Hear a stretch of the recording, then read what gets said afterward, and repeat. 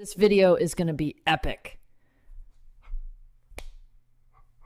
Thanks for watching, everybody.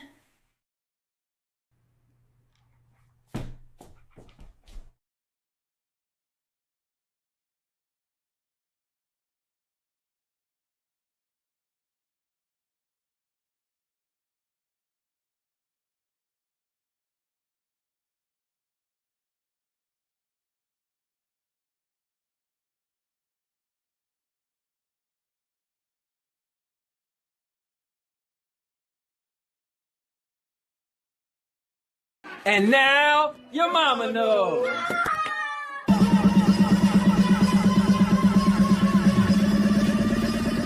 One, two, three, four.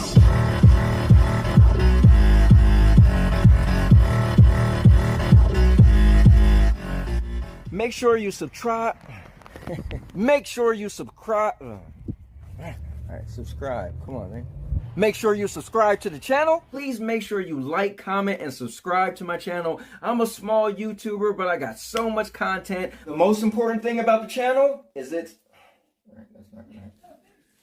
The most important thing about the channel is it's a everything channel. So make sure you check out all of the playlists. I have product review videos, vlogging, movie reviews. I'm just gonna look up and say, how-to videos, and then real quick, how to.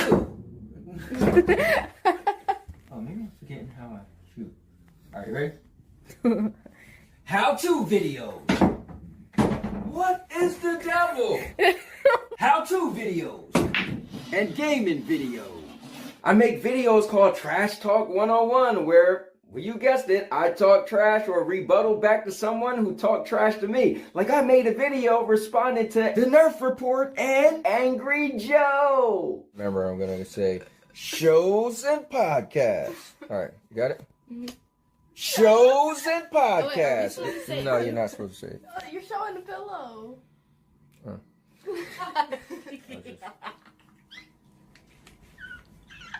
Okay. We don't have to do the head thing if y'all can't do it, all right? Okay, just do it. No. Yeah. And then put a little There you go. Whip that name.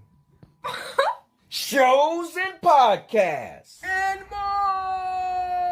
And also, guys, make sure you subscribe to the channel so you can be added into the new subscribers thank you videos where I make a skit and I post everybody name up on the screen who subscribed to the channel in an individual month. You gotta see videos like the March subscribers video where I was dancing, the July video I had my cute granddaughter saying thank you, or even the video where I smashed my 84-inch TV as I said thank you to everyone who subscribed. Make sure you go to my playlist because the playlist is where you can see all the different videos I have. I have over 1,000 videos, over 50-something playlists, and every single video on my channel is assigned to a playlist. I want to thank everyone who ever came to the channel and watched a single second of any video. I just want to say thank you from the bottom of my heart. Please like, comment, and subscribe for more content. And with that said, and now your mama knows. And now your mama knows.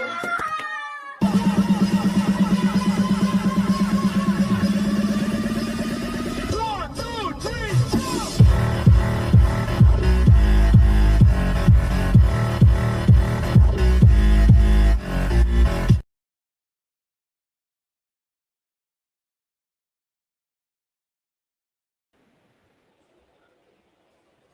What's going on, guys? It's the Cowboy King of Entertainment. I'm back with another video, another live stream.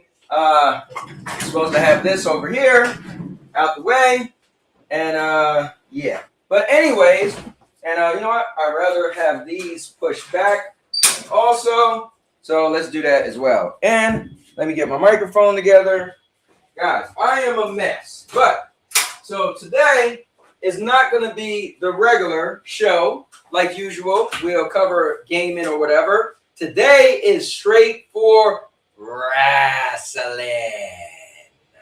So if you're a wrestling fan, today is the day. So, we're just going to cover SummerSlam.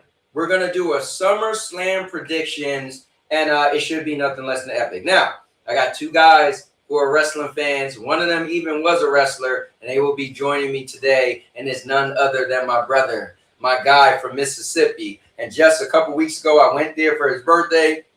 In April, he came here for my birthday. My guy, Energy Crisis. Yes, he will be joining me. He's one of my brothers that play with me on We Wrestle Wednesdays. So that's going to be nothing less than epic. And also, I got my other brother. We used to do a channel together called Big Mike, Little Ant, where we reviewed movies, and it was superb. So here's a cool thing. He is actually coming this weekend to visit me at my house from New Jersey. He's literally coming just to watch SummerSlam with me. And we're going to go see Spider-Man a new day, a brand new day. And then he's leaving the next day on Monday. So it's going to be a jam-packed weekend. I'll definitely make a video out of it. And that's going to be epic. So with that being said, let me get a little mini pump. You know what's funny? I feel like I haven't worked out in like 3 days. Oh, these things feel heavy. For the peak. All right. Now, with that being said, we're going to get into the show. So I'm going to grab a chair. I hope you guys grab a chair. And let's do it. So before I get started, my mouse is dead. And that's not cool. I need this thing. My batteries died. And so, yeah, that's going to be a problem. So, here, let me try to open it up. You know how you try to swap them around? See if it might give them a little bit of life. I wish they give you like some type of warning. But you know what? I do leave them on all the time. Like I literally never turn it off, which I probably should. This thing just literally stays on. But my keyboard stays on. And that's fine. You know what? Let's see what type of batteries I got in my keyboard. Oh, damn. Those are some big batteries. All right. That ain't going to work. Because I don't want to have to keep moving up to the thing. But anyway, we'll figure this out. So, with that being said, what's up to my guy? Wilson is in the building. Now, let me see. Energy told me he was in the back. However, I don't see him in the back. So, I'm not sure what is going on. So, let me do this. Energy, let me give you another invite. And do you want me to text you the invite? Maybe Mike might need another invite. So, let me go in here.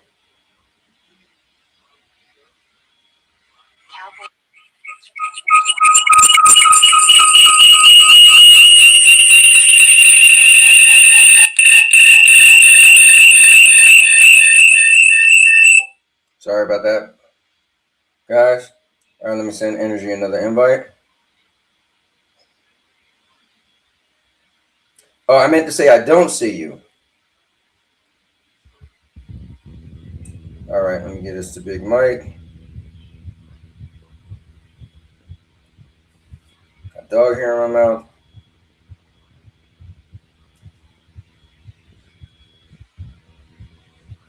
Yeah, because I don't see either one of you guys in here. So try this one. Oh, and I also needed to write somebody. To find out where he's at.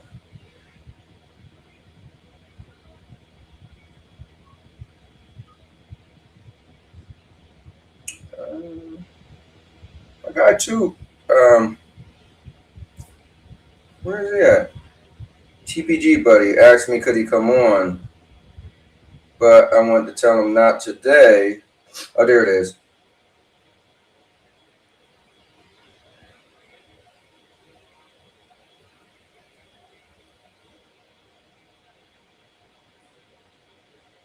All right.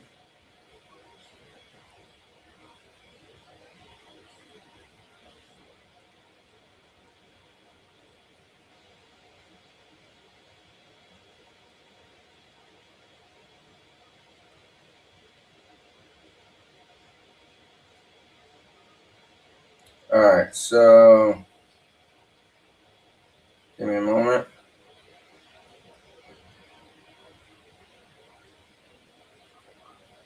All right. Just had to add that. Now, I need to figure this out. What's going on?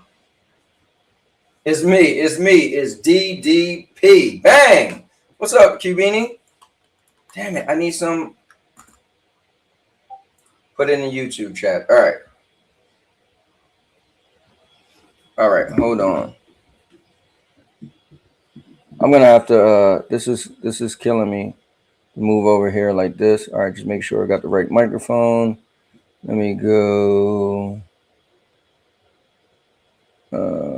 Share. Wait. Add a guest. Copy link. All right.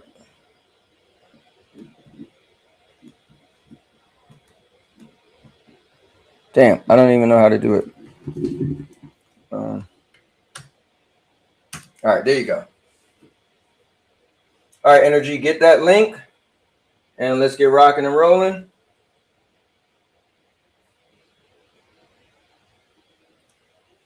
Okay, one moment. All right, so that link is for you, Energy. Guys, look at my damn hat. So my hat fell in the water, right? And it got all messed up. And I was like, you know what? I'll just leave it alone. And I look like crackhead. But I'm gonna buy a new hat. And this just gotta be what it gotta be, right? So, but yeah, my hat got messed up. Like you could bend and all that, but definitely didn't bend properly. Oh my God. Okay, guys, give me a moment. Let me see if I can still let me think what I have that has AAA batteries in it that I could take. You know what? Let me see what else could I. Hold on.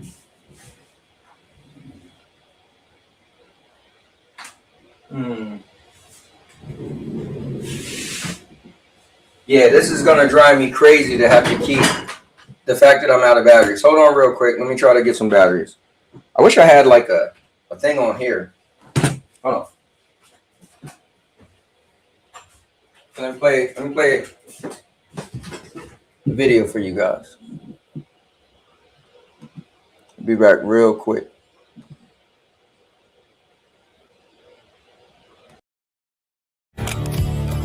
I'll make you famous. Because I'm a cowboy! Oh, man!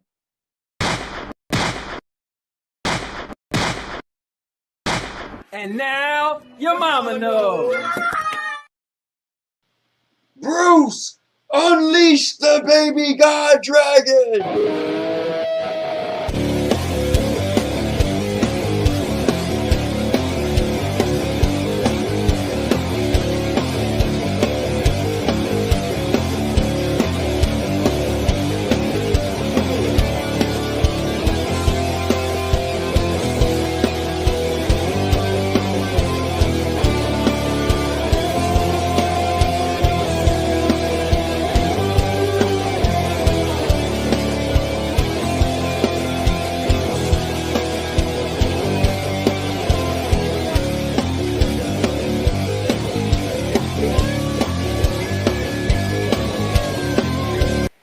All right, I am ready to rock and roll. Let's go.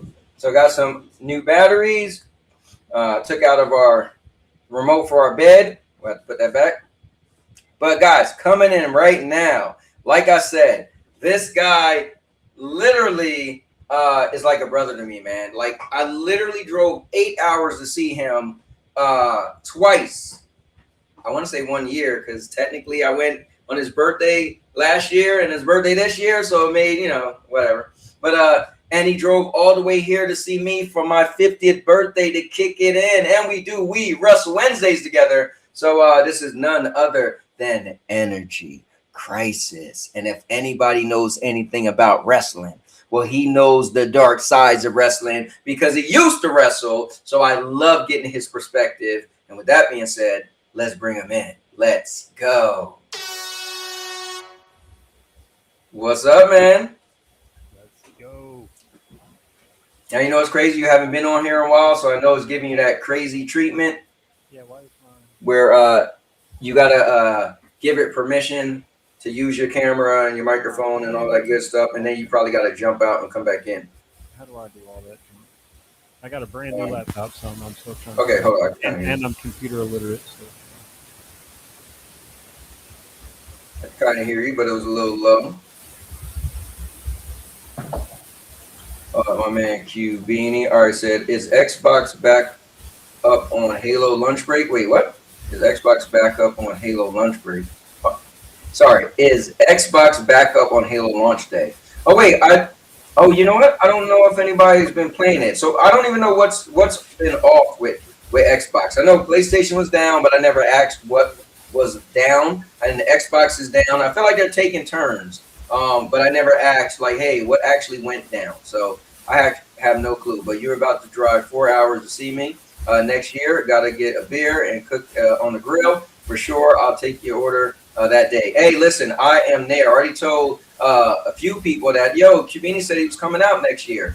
And I promise, bro, I will be there. As long as you got one day that you got, set to the side. Not a whole day, but I don't want to kill your whole family trip. But, you got a day where you want to set aside a couple hours. I am there. And I don't think it's 4 hours away. I think the address you showed me was like, what, 2.5 hours away or 3 hours at the most? Because Orlando is like 2.5 hours. Sometimes we could get there or get to certain parts in, an hour and 2 hours, 19 minutes. So we added a day trip to our trip. Yeah, man, I am there, brother.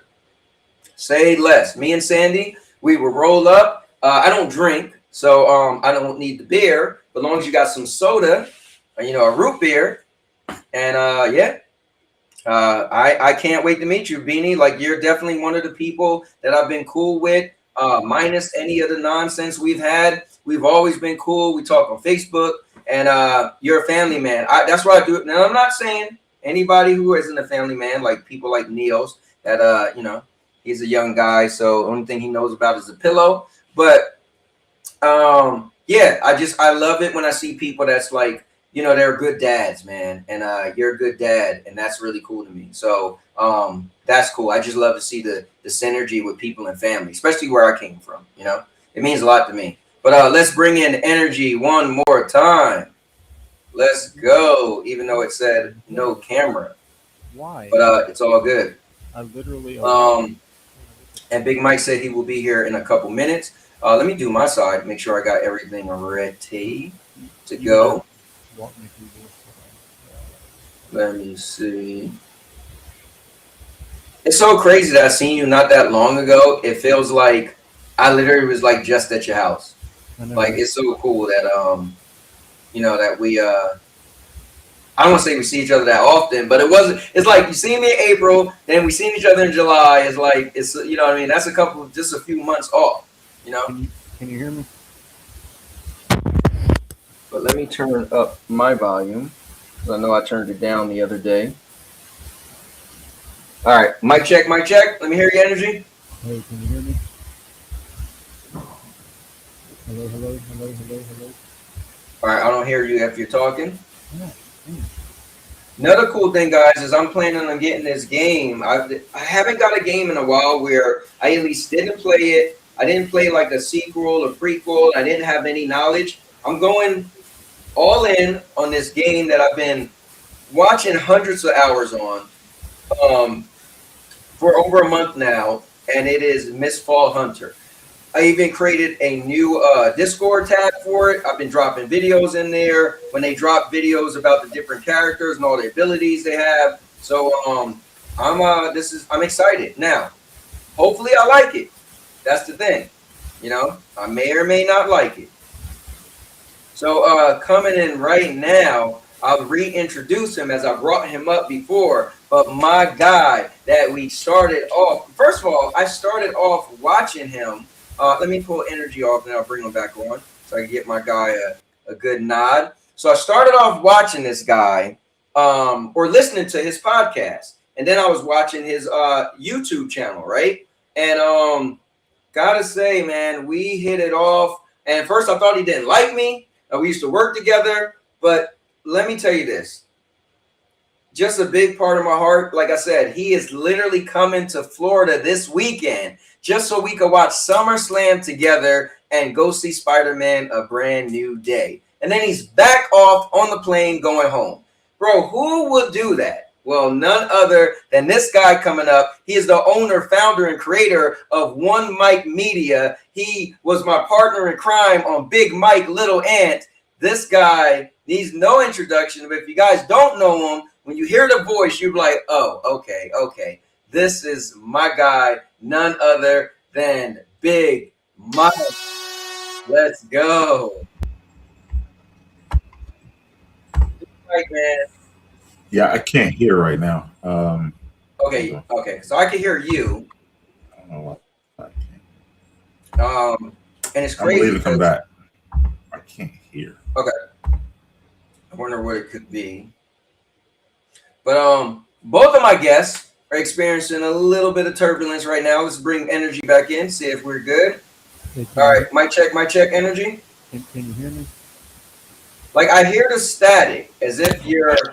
What about now? There you go. You can hear me?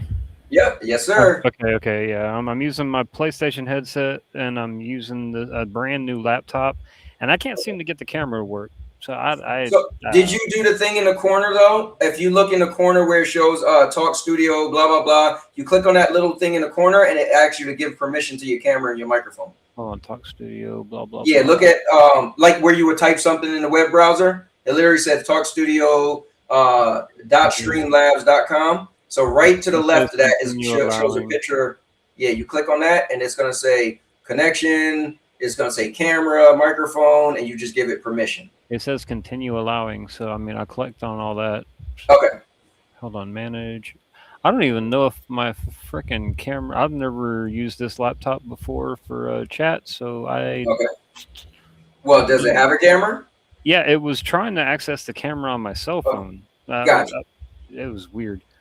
Okay. I mean, listen, if you know, it is what it is. If this works, cool. But if you want to also play around with it while we're chatting. I'm playing with it just to kind of try to figure it out if it. So I didn't get a definite from you, but are you buying the game tomorrow, or you're thinking about it? I'm buying it. All right, that's cool. That's cool. So we're gonna stick to our plan with GM Day. I'm down with that. All right, I'm down. I'm and down. Huntress has a really, really evil idea if she gets a tag team match. So I'm not gonna. Fair enough. You know me. I love to see her just lay it on us. Let me just say I got a sneak peek on what she was planning on bringing down on our heads, and it's not. Oh my god. That's great. I love it. Like I said, she is a big part of it, and I love when she's just in there, man. Like I don't care. She's one of my favorite people, and I truly adore her, and I love when she's coming up with some crazy stuff, even when it hurts me. But I love it. This is gonna hurt everybody. Okay, fair enough. That makes me even more happy. But my man Rock is in the building. Rock, what's going on? Rock, has been really cool. Being able to write you back and forth. I know our time zones are 5 hours off, sometimes 6, but it's been really cool having you message, or write me back on the YouTube post. So that's been cool. Just going back and forth with you. That's been a lot of fun. Okay, this is saying it's allowed to use my camera, but let me see. We should do Halo co-op. Dude, I would love to do Halo co-op. So, of course, I'm getting it from GameFly. So I got to use GameFly up until the 2028 when it's going to be gone. But GameFly, I usually, whenever I get a game that comes out, I usually get it a couple of days later, like maybe 3 days later. So I'm assuming today is I'm probably either going to get it this weekend or I'll probably get it by like Monday. So, I'll do my first impression stream first. And then, I'm definitely looking. I want to just, obviously play and beat the campaign, but I would love to do it with people. So I would love to do it. So if we could put some time together when I get it. Oh, it looked like, there we go. I'm just using the camera on my cell phone. Okay. There you have it. And Rock said, Always, brother. Yeah, Rock's dope, man. Rock, I gotta start coming into the Discord, your Discord, and chatting with you guys, man. I'm not sure if you guys chat a lot in there, but just to keep the conversation going would be cool. Yo, my man Ron, let me give it up. Put up my ones. He said he easy to find, but hard to beat. All right, Big Mike should be coming in soon. And we got matches being added to this card left and right still. Like we still don't know. Like, what is it? There's 5 people in the ladder match. Wait, isn't it? I thought it's just 6. It's 12 matches, right? 6 and 6. I don't know. Yeah, let me pull up the matches. I took the liberty because on Raw they showed the match. We got stipulations being added. We got another match. Oh yeah, that is true. They did just add that new stipulation. Okay, so match that got added last night too. I was like, whoa, that came out of nowhere. All right, so here's Saturday, unless they change it. So we got the undisputed WWE Championship, which is Cody Rhodes and CM Punk.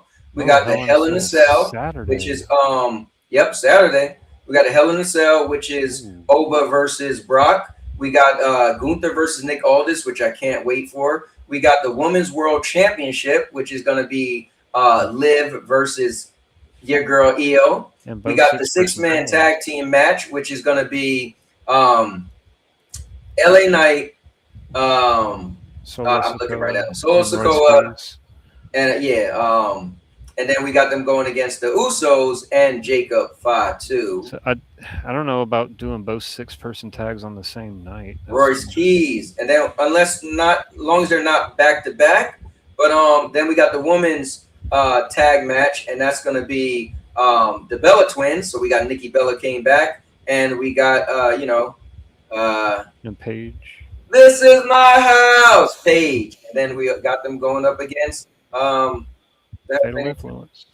Fatal Influence. So that's that day. And then we got day number 2. And we got Seth versus Roman World Heavyweight Championship. We got the interim WWE Women's Championship ladder match. So that's kind of crazy that it's a ladder match. But whoever wins this will be the champ for the foreseeable future until Rhea Ripley comes back. Excuse me, but it's going to be Tiffany Stratton, Charlotte Flair. We got my girl Jade with the physique, and honestly, man, I'm a big fan of Chelsea Green. Me too, man. I love Chelsea. I love Chelsea, man. So I guess this Friday we'll find out who's the last. That's got to be Nia, right? I mean, I got to imagine if Nia is not added to the match, then she's just going to cause chaos in the last contender match, and she's going to just dominate everything. Yeah, I think you're right. Because she's pretty pissed off right now. Yeah, and rightfully so. She got fucked. Rightfully, yep, twice. Yeah. So we got Chad Gable versus Penta. Dude, I can't picture that match Chad is going to steal the show. Only thing I'll say if Chad didn't win is if Penta turned bad and somehow, they jumped them. Came up with some new lucha team or something. No, that match is going to cook. I can't wait to see it. Yeah, that's going to be dope. And then they got Human Money's on a pole match. Yes, they added that last night. So I think it's cool, though. It's going to be like, listen, they could get their money back, or they could say, bro, you kept the money, let it go. Then we got United States Championship. I'm cool. My guy, Baron Corbin, came back out of nowhere and is getting a match against Trick Williams. This will be Trick Williams' hardest task at hand. And or will he get the end of days? And then we got the undisputed WWE Championship #1 contender match. Here's the thing. I've always said, if I had a goddamn Dragon Ball, if I had the genie from Aladdin, if I had one wish, I'm pulling out the wish and using it I don't even want to be rich. All I want is Finn Balor to not be injured when he won the Universal Championship and then got injured to have to drop the title the very next day. I think the landscape of wrestling would have been different. And I think, I think he would have been our Roman Reigns. I agree with you. But before we get too deep into this, let's wait until Mike gets back. Yeah, let's wait. All right, let's wait until Mike gets back. So coming in, but I agree, man. I agree right now is none other than Big Mike. All right, Mike. Yo.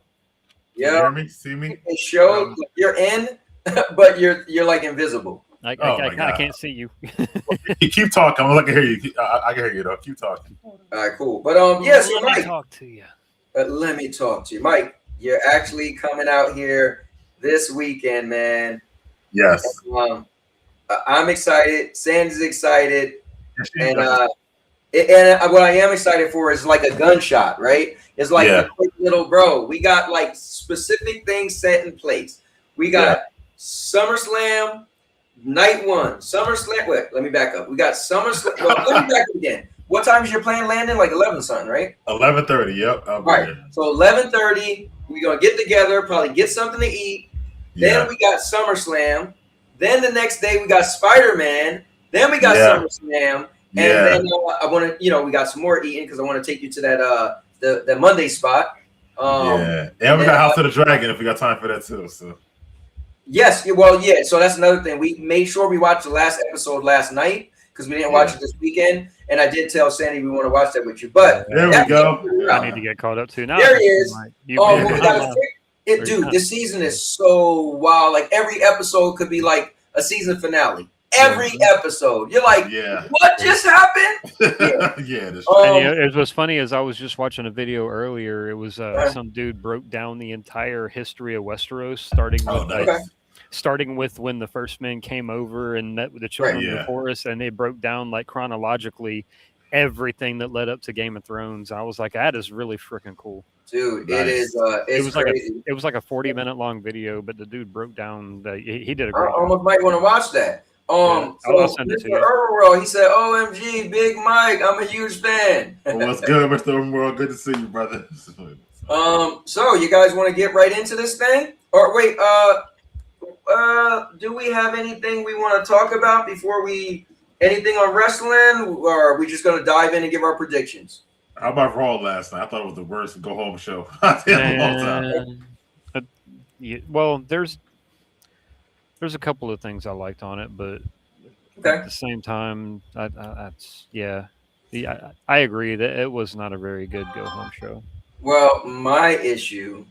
Well, not my issue because I just don't. You know what? We'll get into it. It has to do with the main event. But here's what's crazy though. Let's talk about this real quick, dude. We always thought, is it the man that makes the title, or is it the title that makes the man? And clearly, it's the man that makes the title because once Roman won that the World Heavyweight Championship, that belt he's been main eventing.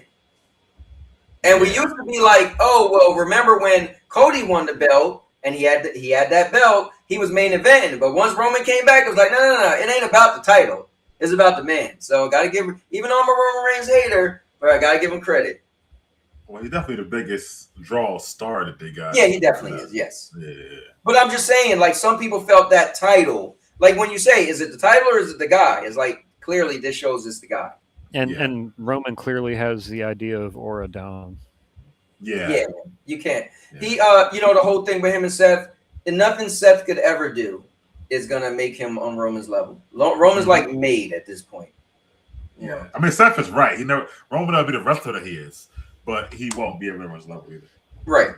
So let's get into it. So I'm just gonna go in order from right to left, and just go all the way up to the main event. Okay. I don't know if that's the order, but that's the pictures I have. It may make sense. Start at spot 6 and work our way up. Yep. So let's start with the 6-woman tag team match. I am kind of shocked that Fatal Influence won the titles and that Jade team never even had a shot. I feel like, bro, if they got the titles, you should at least have Jade's team in the running. Like, why is they not beefing and have in the title picture scene? They're literally just lackeys. Yeah, two heel factions running at the same time on the same show is kind of hard to pull off. Yeah, especially with one set of belts, Well, I guess, that's why they're keeping them separated, but I would have loved to see them also in the mix for the title. So I just wanted to say that. That's all. Yeah. Well, in the mix I could see, I feel like that one Fatal Influence, they're just coming up, so they're trying to push them because they're just coming up from the other roster. Yeah. And I think that Jade's lackeys are jobbers. I think that Nobody wants to see B-Fab with a title. Like, and they know that. So I think that they're like, you know what's crazy? So you're the internet guy, right? And I end up seeing this on Twitter maybe a month or so ago, and they were showing Fatal Influence, and they were showing Jade, and they were showing the baddies versus Fallon Henley and Lady Ray Reid. How do you choose them over them? And I was like, So I thought you probably would have seen that because that was something on the internet a little while ago. I think Michin has been a good wrestler for a long time, yes. but I don't think B-Fab has ever been a good wrestler. I've said for a long time I'd love to see Michin with like a mid-card belt. Yeah, right. I was hoping. Remember, it was her versus Chelsea for the Women's USA, and I actually wanted her to win. Me too. You know. Yeah, but I think that they got a lot of momentum coming from. I'm talking about Fatal Influence coming from NXT. They've been together for like a long time. Yeah, they have. Or whatever like that. And I think that that's probably why. I don't agree with the fact that the title not defended on the paper on this PLE instead of a 6-man match. Should have been maybe it could have been like a 3-way tag team match with the baddies. Right, that would have been cool. I was about to say that too. That would have been great. At least they would have been in it because I feel like you run around with Jade, like you got to give me story, right? So it's like you both hated Jade, you both was attacking Jade, jumping Jade, and then you decide to join Jade because she's at the top. Is you at the top? What is it doing for you? So it kind of make no sense for them to even be. That was shoehorned in. Like that still bugs me how they shoehorned that in because they looked like they were about to push Michin. Yeah. And I was like, she might not win the title, but she's going to give Jade a damn good match, Right. But you know what somebody said about the women? Unfortunately, the win for the women is getting on TV because trying to get a title shot or get matches is so hard. So many women are catering every week. The fact that those being with Jade gets them on TV every week is their victory. Right. Yeah, right there. You know what? You are right. Because think about it. If they wasn't with Jade, I don't know what they've been doing. Right. They might be next up on the cutting block. But because they help Jade, they help jump people and stuff, it's all right. But anyway, they're not even on the card, and we're spending too much time. I know, my fault. Sorry, I had to bring that up. All right, so I just think, now remember, last time we did this was WrestleMania. And I told myself I got to stop going with my feelings. Energy, you gotta stop going with your feelings. Yeah, I feel like the only person that be like just straight shooting. All right. Well, it's like every time I think that, this would be a perfect chance for them to subvert expectations, they end up playing it safe, and it's like right. And so I get you because I fall short for being like, I mean, this would be cool if it happened. It's like, bro, WWE. Mike is probably like, WWE ain't gonna do that, right? Yeah. So remember, we get also to talk a little smack. When we add up the scores. So energy, you writing them up? You tallying them up?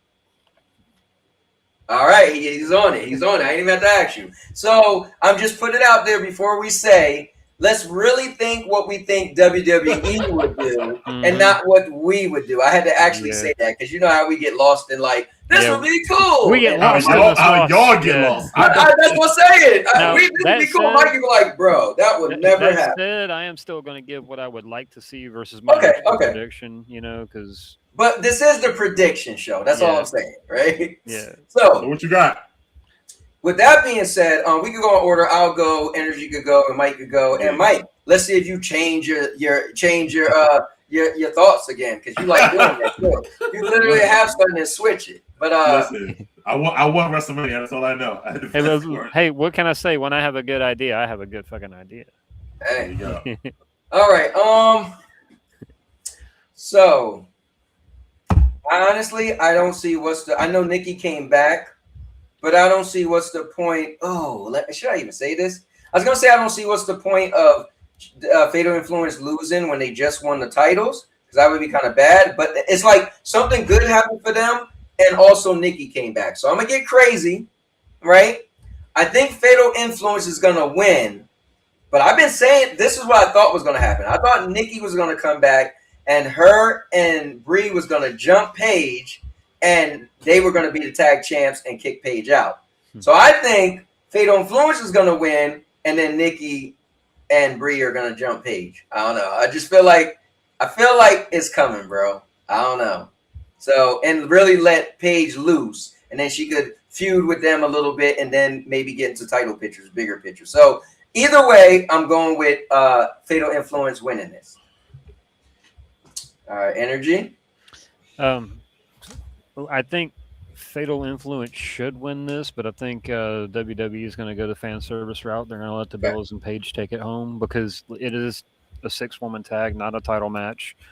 I think this match would open up the Bellas to be able to go after the tag belts like the original plan was, and maybe Paige move into possibly the women's U.S. title picture, or or the big belt, get into that mix, because I mean I think both divisions would benefit from having her in the mix a little bit. But I think they're going to play it safe and go with the Bellas and Paige. Okay. This was actually pretty tough because if Fatal Influence lose, don't hurt them because they still got the belts either way.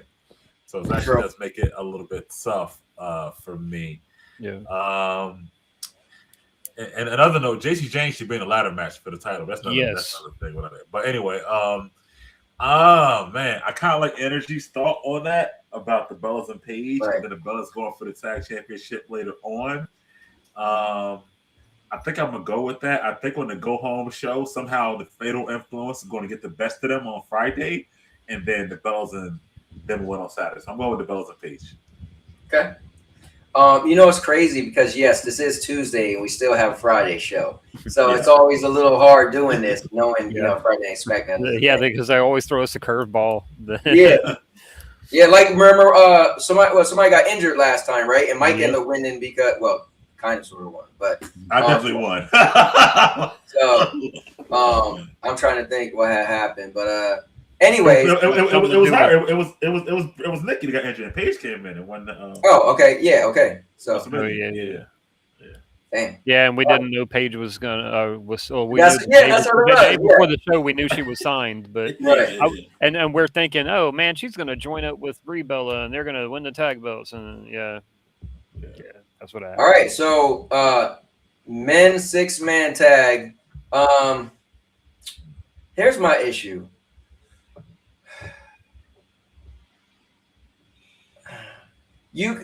Is it even fan service if LA Knight and them win? So this is what I think is going to happen, man. Okay. I think it's kind of fan service either way, isn't it? Yeah, I honestly think Solo's going to turn on them and join the Bloodline, and the Bloodline's going to win. He's just doing too much of not being with them. You wish I was a part of you. Your Bloodline's nothing without me. And then I just don't think it's going to be a happy ending for Royce and LA Knight. I got a bad feeling that and either way, like I feel like the Bloodline's been a little like lackluster. I feel like they kind of need this win. I feel like then again, what happened last night? Hold up. Last night it was a brawl. Jacob basically came out, and then Royce Keys.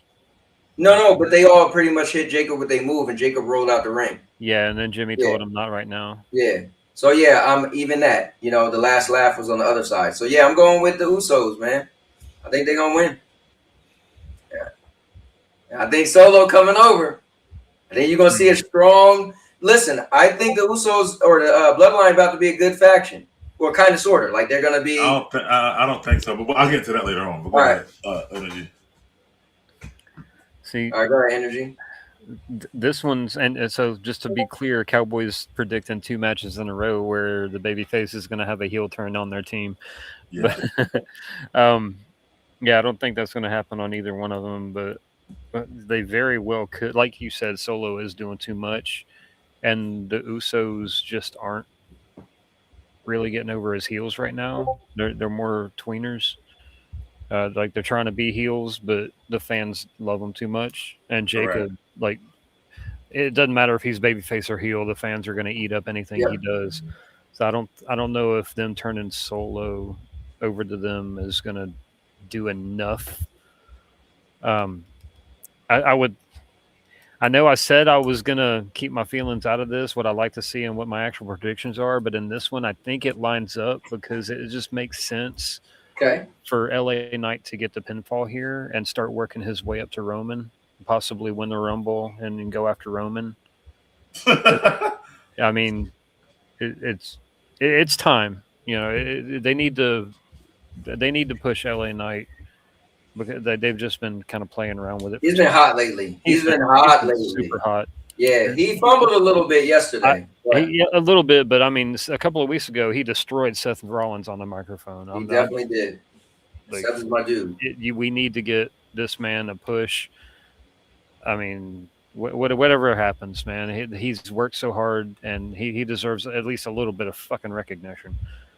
But yeah, I think LA Knight gets the pinfall, probably over Jey Uso. I don't think Solo turns. I think Solo is loving. I think Solo is loving his babyface. So he's good. Solo's good on the mic. I don't think he turns. I don't think he goes just be a lackey. The problem with the bloodline, which I hate right now, with it to Jacob. Jacob was so hot. Jacob was so on the mic. He don't even talk anymore, basically, whatever like that.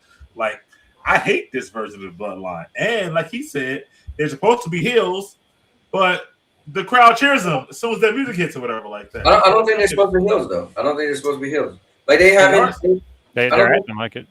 Yeah, everything they do is heel stuff. Jay's gone back to being a hothead, and you know they're cheating to win. The LA Knight. I feel like everything they've done. So LA Knight to win, and he's like they really haven't done anything like they used to do. I feel like everything they've done had an actual meaning or a cause behind it. I feel like they're in on a usual. Oh, we're just gonna help Roman. They haven't helped Roman win nothing since he came back. The other week, the Jacob beat up a random actor out of the audience. That's a heel move. Yeah, but Stone Cold was stunned the ref and Vince McMahon and Stephanie McMahon, like and flip off Mike Tyson. Yeah, but Stone Cold wasn't really a heel, he was more of a twin. I know. Yeah, like that. But I'm just saying. I will say I think WWE was trying to make them heel, but they can't. But they got a problem making heels in general. So I didn't think I was trying to make them. I feel like Jimmy's never did anything recently without. Oh, I'm trying to protect my family or whatever. You know what I mean? Like, yeah, I think this situation has kind of turned him heel a little bit because, like you say, he ain't really done. He's been the voice of reason, trying to calm everything down, but Jay's fucking hothead keeps getting Jimmy wrapped up in some bullshit. Right. But that's his twin brother. I mean, it makes sense for him to stick with him. You know. Right. Let me say what's up to Mike. My man is in the building. What's up, Mike? I'll call you Cowboy. And McNasty said he didn't catch up with wrestling, so he couldn't be on. But he said energy should think of Money in the Bank before making that pick. But when he talks about Jake, got a good point. What if LA Knight won Money in the Bank? I agree with that too. Actually, he should have won the year Damian Priest won it, but you know. Oh my god, yeah. But I think he should win this year. Yeah. So. But I'm not saying anything negative against Damian. I mean, I liked his little title run, even with all the botches in his matches. Yeah. But I was glad to see them give him a push. But I think it really should have gone to LA Knight. I'm gonna go with the. Did you already pick? Yeah, you picked the Usos. I'm gonna go with you picked LA Knight. You said right? Mm-hmm. Yeah. Okay. Yeah. Okay. Yeah. I'm gonna go with. Man, it's kind of tough. It is. I'll probably go. Mike. You know what? For Solo, I'm gonna go with the LA Knight as well. I'm gonna go with what Energy said. And I do agree. Solo is loving it. Like yesterday, when he stopped to see the crowd was cheering for him, man, like he's like the new Rikishi. But I am sad about Jacob. Jacob should have been a champion. Jacob is literally doing nothing right now. So what I do love with Jacob. Okay, so I feel like they said, look, we're gonna give you a storyline. If you accept it or if you do it, you got to go all the way in. Once they said, listen, if we're gonna write you to lose to Roman in a damn, what is the match called again? Tribal Chief match, right? Or Tribal Combat, right? Yeah. But you gotta go, and I love it. The fact that he's like, I only answer to Roman. I only do what Roman do. You realize he growed his beard up higher to look like he's just real like rough and rugged. So I feel like he's taking a back seat just to really play this role of I lost to Roman and I'm gonna do what, bro. He was so anti-Roman. And And he now even it's like, said it the next night. He was like, "My kids watched me take an L, and they saw me, keep my word." Yep. Yeah, he definitely did. But I'm talking about from outside of that, he should be a champion. He should be having his own push. Listen, so if LA Knight was to get the belt, like when Sammy, we were all like, "Oh my God!" Right? That's where it hurt so much when he lost it, right? But I feel like, yeah, it's all good. Like I can see Jacob be a big champion at some point, just not yet. But then it's all gonna be great, eventually. I mean, to tell you, I really want to see LA Knight win the belt, and the first person to come at him be Sami Zayn. That would be just cool to try to prove a point. I'm going to make sure your title reign's shorter than mine. And LA. Also, I don't think he beats the energy. I don't think LA Knight beats Roman. I don't think they put. I don't think. No. Do you think Seth Rollins gets the belt somehow, or you think that? No. What I'm saying is that I think they put on somebody else. Right. And then he wins somebody else. Yeah. I don't think. Listen. Let's get to this point. Yeah, I'm sorry. Remember, wait. Now I'm gonna say this. Remember, Roman said, "I'm gonna be back for the summer." Yeah, he did. Right. So did they put it on Oba Femi? Did they what do they do? Because think about Oba is still got a title shot lingering. LA Knight can't be Oba Femi either. He got to have somebody else in there. It can't be Roman Right. Oba Femi. So they're too big for LA Knight. They better be looking for that other belt. They ain't gonna get nothing over Raw. Before we get too far away from it, because I know the subject's changed a couple of times since he said it, but like you said with Solo, ever since he's left the bloodline, he's been like he gets it. He knows how to lean into the comedy aspect of wrestling without going completely silly. Right. Yeah. All right. So Mike, so you are saying LA Knight. I go with LA Knight. All right, so let's back up a little bit. So you and Energy said the Bellas, and you and Energy said Solo and either way, for right now, me and Mike are tied. Okay. But whatever happens, we're going to be tied at this point. Yeah, right. Regardless. All right. So, I'll do the women's first before Nick and them. So let's go to the women. So this one is hard. Io already beat Liv. I feel like Liv has already been the champion for so long. It's like, who gets it? Like, I don't, dude. This one could really go either way. Like Liv, like you already beat me. I gotta let you beat me again. And then it's like, but bro, you don't have the belt forever. You barely defend it, man.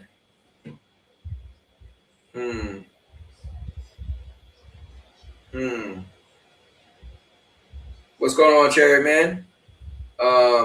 If you're on the come up and Roman is on top, forget about it. Yeah, exactly. Guys, I don't even know.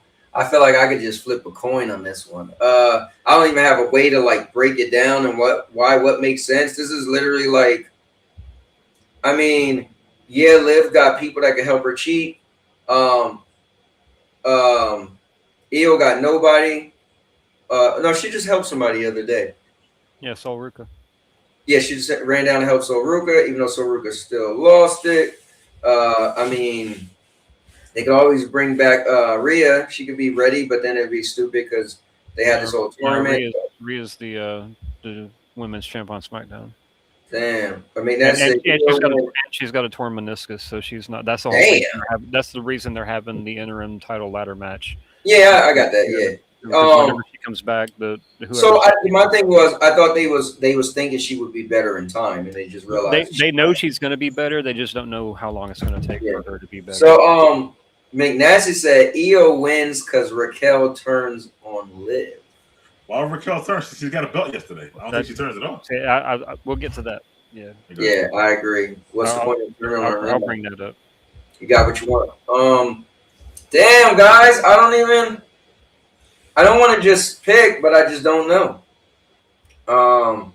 Yo, what's up, Geek the Sneak? Okay, let me think about it. Damn, I do feel like, what's the point of Liv still being champ for what? I'm gonna go with Io. I just feel like maybe Liv been champ for a minute. Liv for me, run is a little stale. I feel like they could let Liv lose and Raquel be the only champ. And now, like when Liv was trying to make a big deal about her getting the title, and Raquel or Roxanne was like, dude, but I lost today. She's like, oh, my bad. Well, I won. it'd be. I feel like Judgment Day, and let me bring this up now too. I was thinking about this yesterday.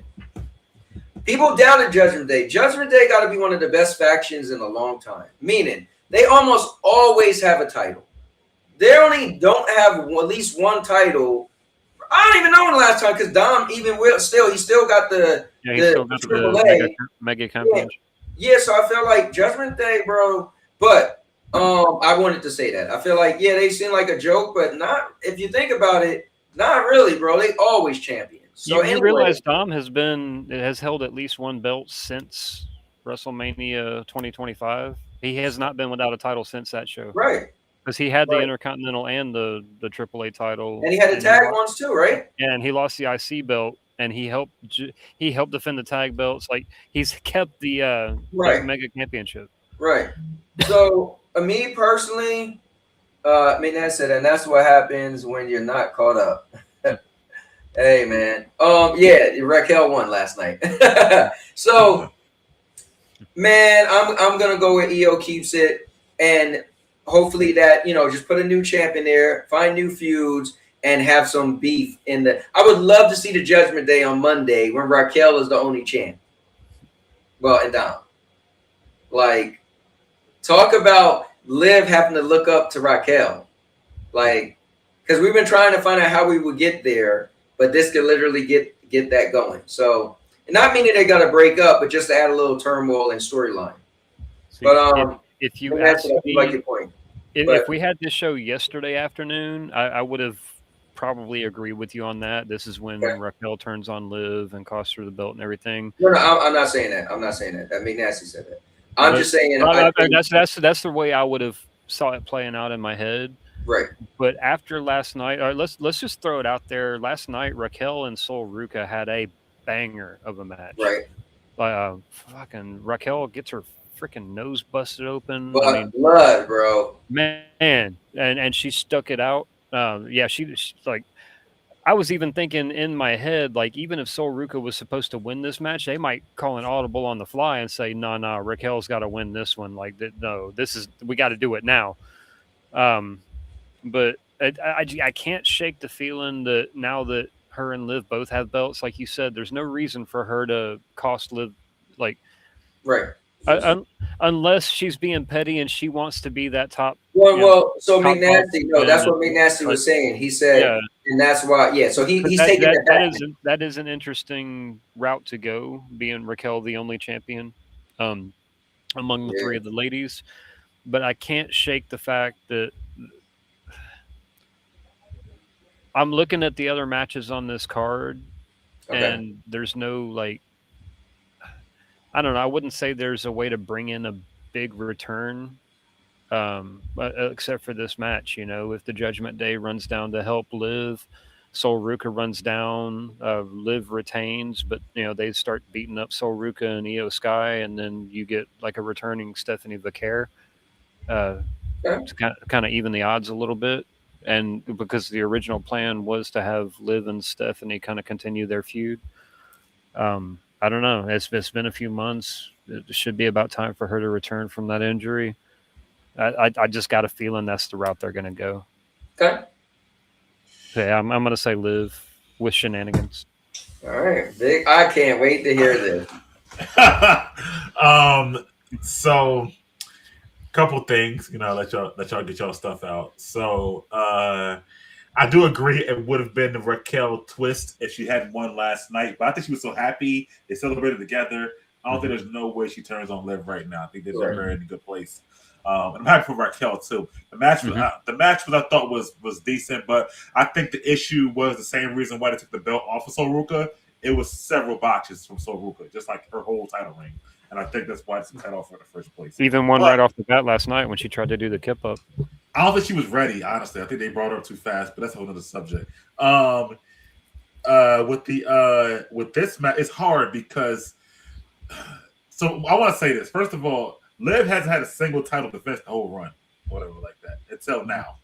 But I also want to say I feel bad because people are like, Liv. It's not Liv's fault. She don't book herself, and I feel bad people are coming at Liv when defending the title when they don't have her defend the title. But at the same time, because her very first title defense. It's hard for me to see her losing at the very first title defense she has from winning the title. And I also don't see Io winning back-to-back matches. And I also think Liv and Valkyrie need to have a rematch from WrestleMania, which they never had because Valkyrie got hurt. Okay. So I think that Liv wins for those reasons. So I'm going with Liv. Okay. So this is the third match you and Energy agrees with. Yeah. Okay. Yes. There's but it's weird because she's been on TV, she's wrestled, but literally hasn't had a title defense since WrestleMania. So it's kind of crazy. So.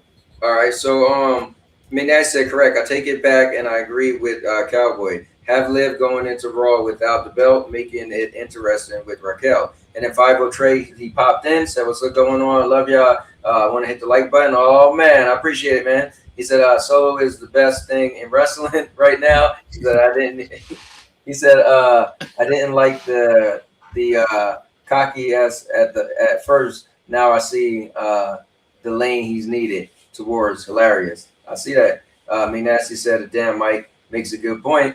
And then he might have sold me. And that's why Mike is the anchor, right? All right, so let's Gunther versus Nick Aldis. This is hard because I got a feeling Nick's going to be in good shape. Yep. And he got good size on him. I got a feeling people going to be wowed. But I feel like, and I'm just going to die on this hill. Bro, you can't let him beat Gunther. Like, you just can't have the career killer, the guy who retired John Cena, Goldberg, and AJ Styles, lose to the general manager of SmackDown. Unless you're going to give him some crazy run, which I don't think. So I just feel like you can't do that. You can't. Now, maybe Gunther gets disqualified and Nick wins, right? And it's like, hey, Nick got that win. But if we talking straight up, they about to have this is the Pat McAfee all over again. Now, not as bad, but Pat actually did a great job, though. He did. And I'm sure Nick and him is going to have a good match. But I could be wrong. I just don't. You just ruined all the build up for Gunther if you make him lose to Nick Aldis. I'm sorry. So that is as simple as it's going to go. Okay. Here's where I'm going to have to disagree with you, Cowboy, because Nick Aldis is about to show out. For those of you who don't know, Nick Aldis, into his feelings. He's getting into his feelings. No. I'm selling my point here. Nick Aldis is a multi-time world champion in a couple of different Japanese promotions. He's a former TNA world champion. He held the NWA championship for over 1,000 days, which, apart from anything in WWE, the NWA championship is probably one of, if not the most prestigious world title in wrestling. The man can go. And if anybody's going to beat Gunther, why not be the one that's running the show? Assert your dominance, let everybody know, hey, look, Gunther tried to step to me. It didn't work. You might not want to try going that route because I can still handle my own when I need to. What I say goes. I'm in charge. I'm the GM. You're going to listen to me. And if you don't, I can still whip your ass. So I think, it would make a lot of sense for Aldis to beat Gunther. Okay. I did go back and watch the Nick Aldis Cody Rhodes NWA Championship match where he won the championship from Cody Rhodes. Actually, was a good match and whatnot. What match? He beat Cody Rhodes for the NWA. What match did you watch? Went back and watched? The Nick Aldis Cody Rhodes NWA Championship match. Oh, okay, gotcha. Yeah, he beat Cody for that championship he's talking about, which was actually a really, really good match and whatnot. So he's a good wrestler, but I agree with Cowboy here. Okay. There's no way. Mike, are finally breaking our little lock, aren't we? Yeah, you can't have Gunther do all that and then have him lose to the guy who was the GM and whatnot. It just doesn't. It kills Gunther's momentum, his aura, all of it. I think Nick is going to be like a full-time guy now. I think he's like signing off. The whole thing last week was saying he's no longer going to be the GM. So I feel like they might have a rematch down the line. I don't know. But right now, I don't see Gunther losing. Well, the thing about it is, Nick, hold on, wait. Do you see Nick winning for disqualification? No, I think Gunther. Well, unless Gunther chokes him out and won't let go or something like that. But I think it's a great hard hitting because they're both big guys. Hard hitting, brutal like match that most people don't see coming. Who haven't seen Nick wrestle, but I think at the end of the day, Gunther got to win.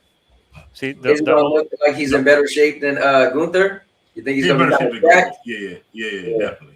The only reason I'm going to disagree with you is because of something Gunther said. He mentioned, "I'm going to kill your career before it even starts." Nick is a savvy veteran, and building Gunther up the way they have, it's got to be for something, right? I mean, why not? If Nick's going to be a full-time wrestler, you can't have Gunther kill his career if he's going to start wrestling full time. I don't know. It just doesn't. You can't have both. Well, let's be fair. At the end of the day, Gunther is Gunther. If Nick just start wrestling, who is Nick going to be? He ain't going to be on Gunther's level anyway. So this could be again, he might have just started wrestling in the WWE. Yeah, but listen, this could no. Yeah, but listen, I get that. But if you only watch WWE, and again, WWE is listen, they could sometimes steal a little bit of what happened in Japan with this person, but WWE is WWE. So here's the thing: I feel like he had a great match against Gunther and almost win, bro. He could. That's a good open the door for him to start wrestling at his age. But so was you know him. What I mean? But anyway, what's it?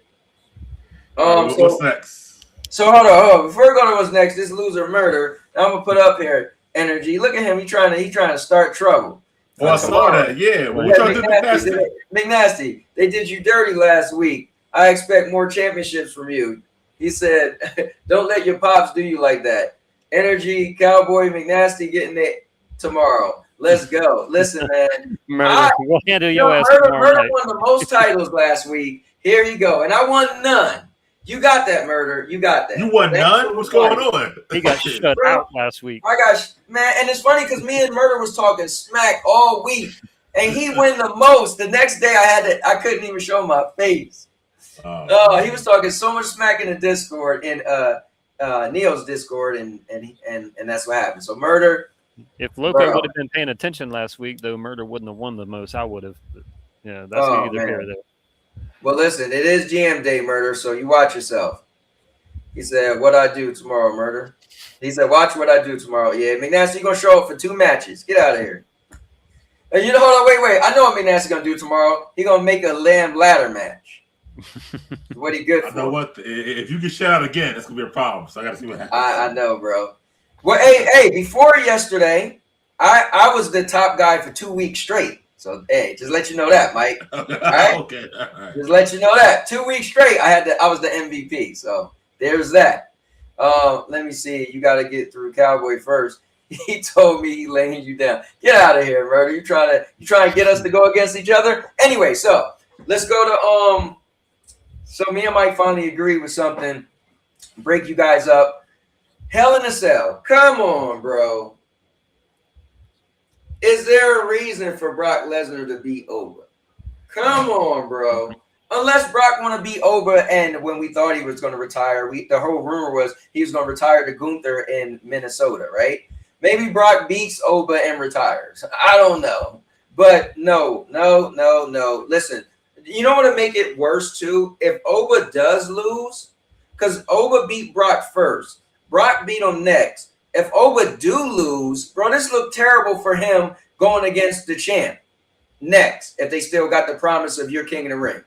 So it makes no sense for him to lose, because that would kill his momentum.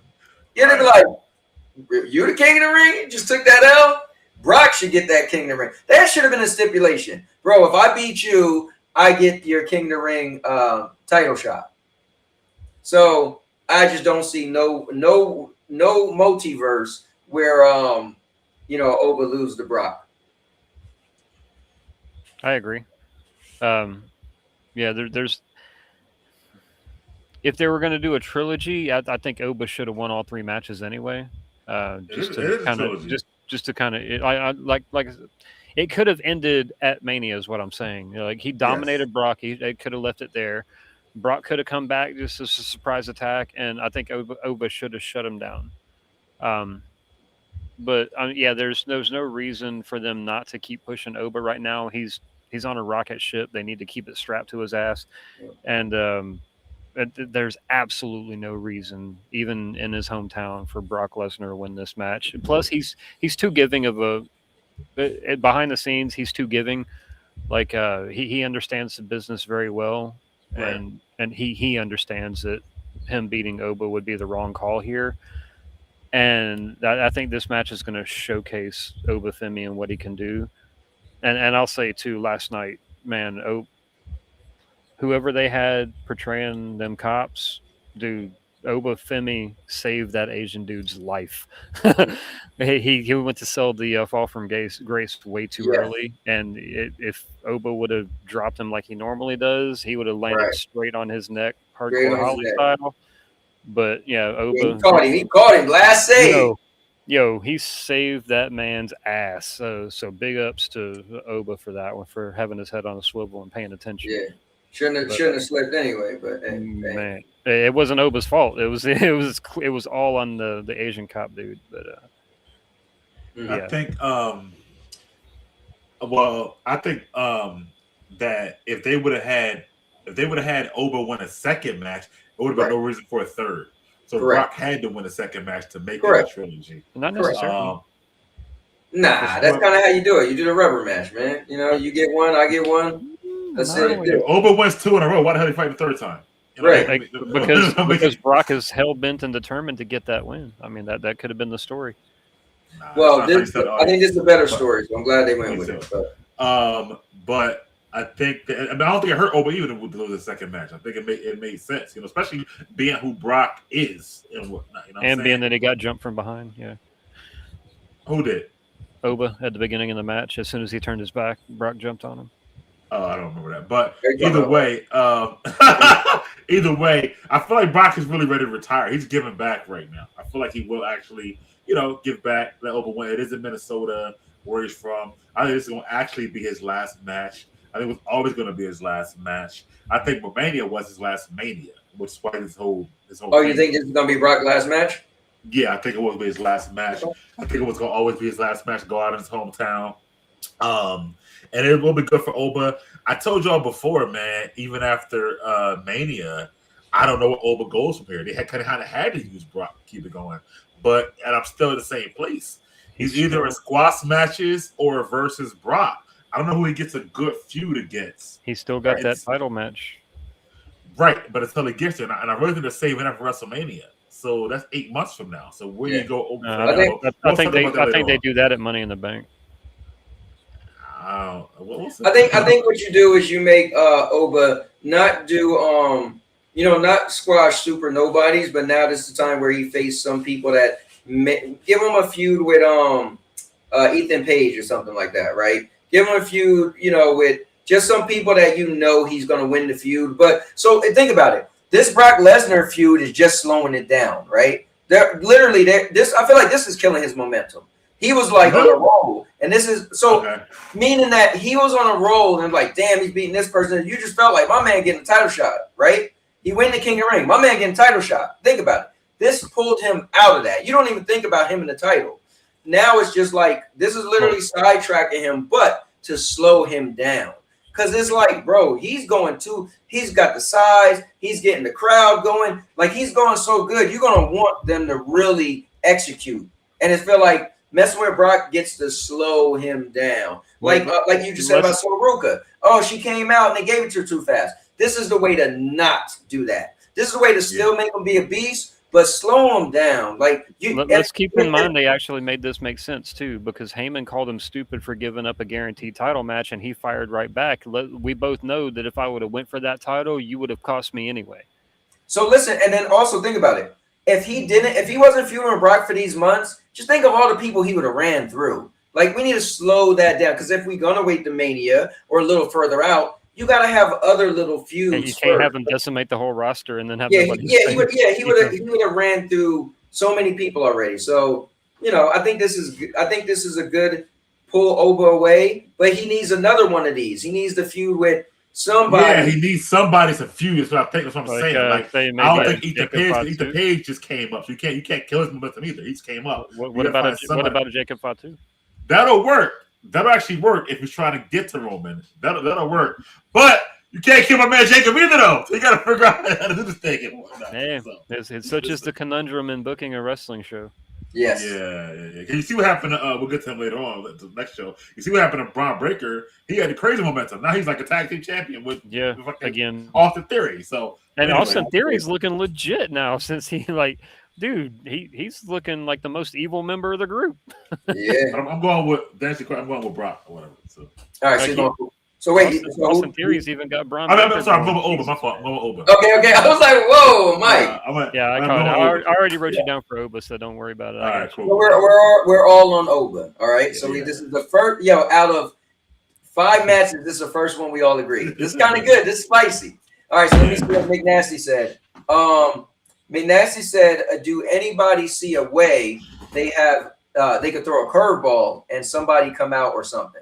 So I don't think somebody. Not for this match, no. I think the reason why they made it Hell in the Cell, so nobody comes out. Yeah, well, I think this match has to be. It has to be 1v1 between the two of them. Yeah. And the only way I would see it playing out any other way is if they had some big plans for a really big fucking name coming back, and I don't think Big Cass is that guy. I don't think he's going to interfere in this match. I forgot Big Cass is coming on Monday. But they already announced it for Monday, so they would have to come back Saturday. It's coming on Monday. I mean, I would never say say never on that, but I don't see any reason for him to if he helps Oba win, then he's going to fight Brock in another match. If he helps Brock look win, at it this way. That would be a way to get Brock to win and give Oba another feud. I don't know. It doesn't jive for me. You're gonna make Big Cass a Paul Heyman guy. So I don't know.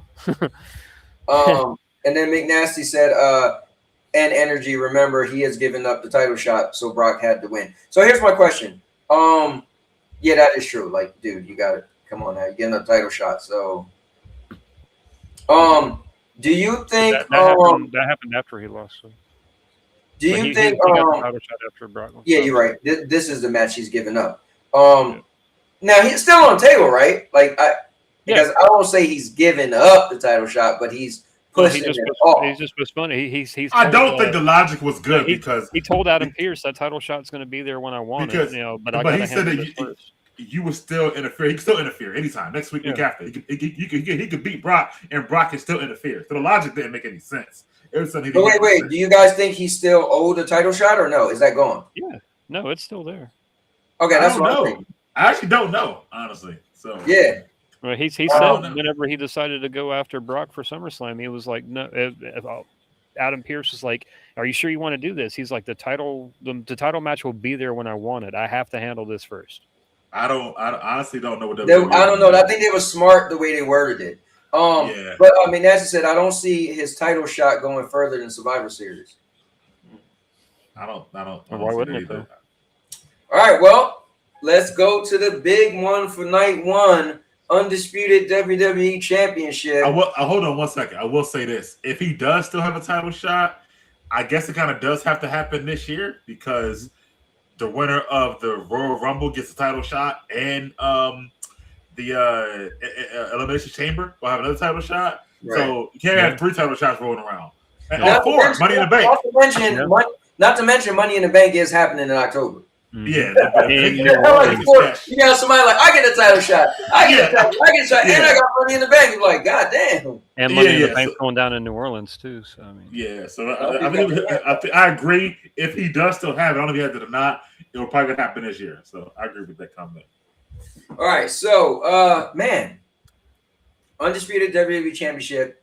You know what? Easy to find and hard to beat. Honestly, I feel like CM Punk is doing such a great job. He got in a little bit of shape. He's great on the mic. I feel like I'd rather see him as champ than Cody as champ. I feel like Cody's had the title 4 times already since he won it only 2 years ago. Who's getting in their feelings? We also would love to see him go heel at some point. And by the way, I did go to that Mania, so that was cool. But oh, Mikey was there too, right? Yep, yeah, we were.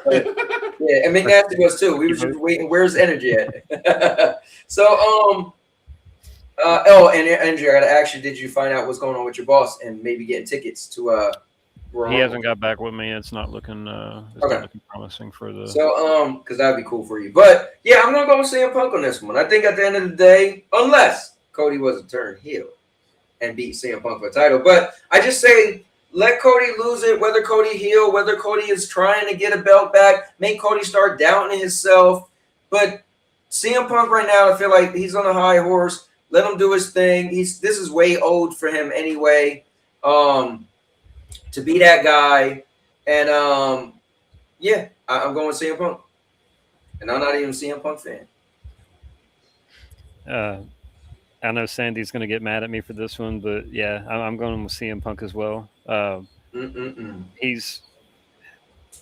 There's too many options they can run with him, and one of those being the Finn Balor match, which we'll get into that on night 2. I think CM Punk and Balor would be crazy good. Didn't we see Cody and Balor not too long ago, or who was it? No, it's Cody and CM Punk. No. Finn Balor in his hometown. I mean, that was CM Punk. Oh, was that CM Punk? Yeah, that's CM Punk. And he went against CM Punk twice already. And lost. Yeah, but they had great matches though. Yeah, they were fantastic matches. I still like Punk better on the microphone. I still like him better as far as like face of the company. I like Cody as better face of the company, but I feel like it's too much Cody. You're diluting him now. It's like, come on, bro. Yeah, that's why. Maybe if Cody was champ and say he retained, but it's like, come on, bro. You're not gonna really make Cody beat CM Punk to get the title. Well, you know what? I've already wrote down CM Punk, but I think this is where I changed my mind. I think we actually see a Cody Rhodes heel turn here. Okay, I mean, this would be a good person to turn heel against. Yeah, I think I think Cody turns heel and he actually like shows no regrets at all about it. I think this is when we finally see, and then Sammy. I think this is when he's like, I always knew it about you. You know, you're too shifty. There's Drew McIntyre can come into the mix. Like a bunch of your heels can be talking shit on the microphone saying we had a point. Look what McNasty just said. Speaking of Drew, McNasty said, what if this ends into DQ? Drew introduced back.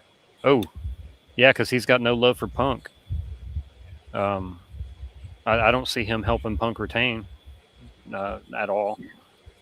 Also, I'll say this, energy. I think when Cody turns heel, it's going to be a better storyline than he just turned on Punk. I think it's going to be slow, and I can see him losing and be the whole, the storyline of him doubting himself and get a slow progression. Like he's getting like how Sammy kind of was like getting more furious, and I think it has been slow, and this would be more of a.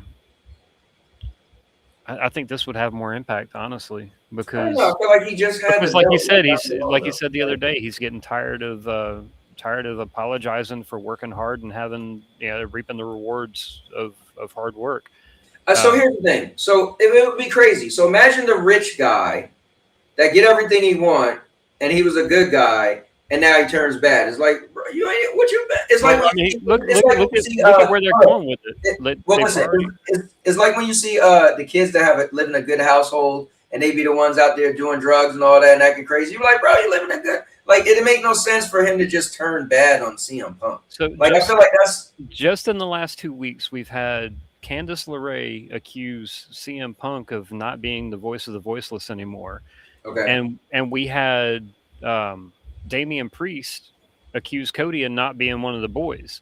I mean, if you look at the way those two conversations were handled, CM Punk was still trying to give Gargano pointers, saying like, well, whatever y'all are doing right now is not working. I want to see him be Johnny Wrestling again. It's like CM Punk is still wanting to uplift people, but look at Cody. His response was still like me. Like, I'm not going to apologize for for working hard and being rewarded for it. So I think just the contrast in those two responses, I think that might have been a little bit of foreshadowing. I think Cody. All right. Well, let me ask you this. So give me your how he turns heel. What happens? It might be simple as a kick in the nuts, or him hitting Punk in the head with the title when the ref was down. Okay. I mean, hey, I think it's that simple. I think you don't. I know WWE loves to have their celebrities and interferences and all that, but I think in this case, it's best to just keep it simple. Like Cody's tired of hearing people talk trash, and you know what? He's all about it for himself now. Okay, I love it, Mike. You? Yep. Yeah. So, here's my thoughts. First of all, I love CM Punk.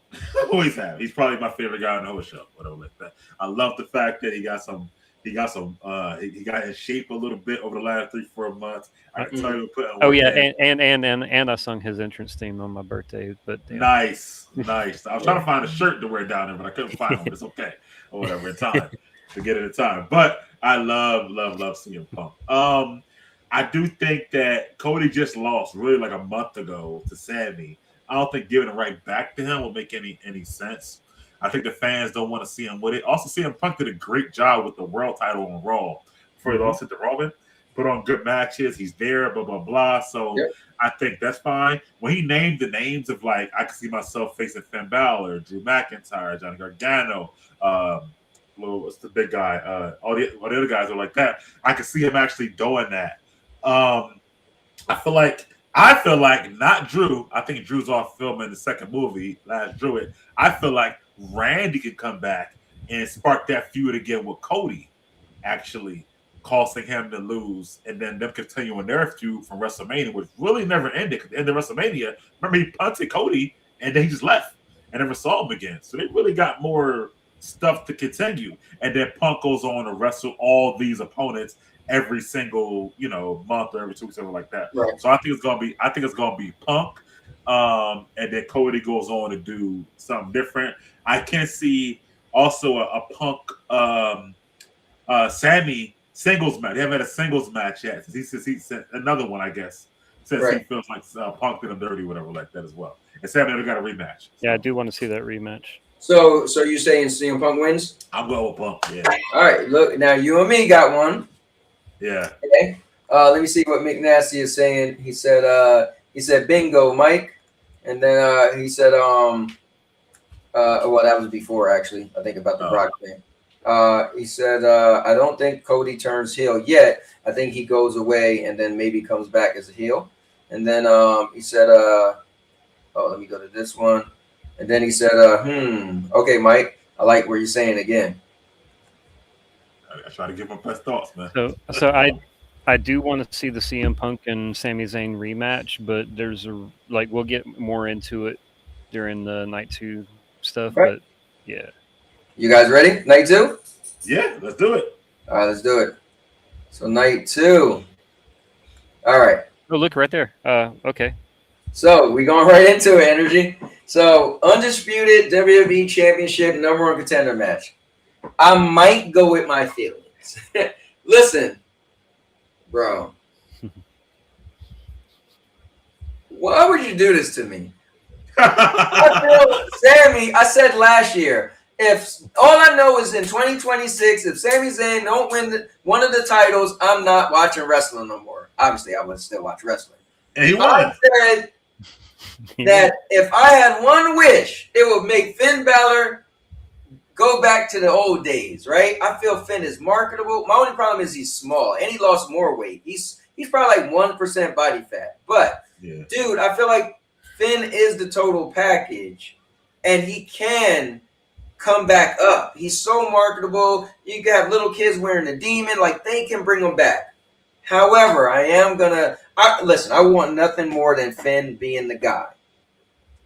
But the injustice to Sami Zayn must stop.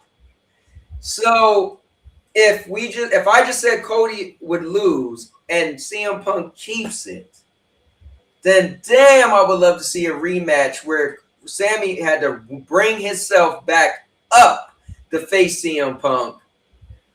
And and beat him.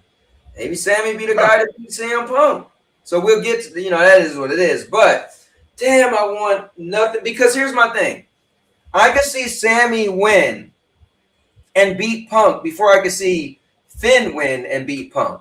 Finn lost to Punk twice, and again, we're just saying if Punk beats whatchamacallit. But it just feel like even the story, again, this makes I feel like this is probably Finn's last shot. So me saying this is like, Finn, you out of here, baby. You might as well go to AEW.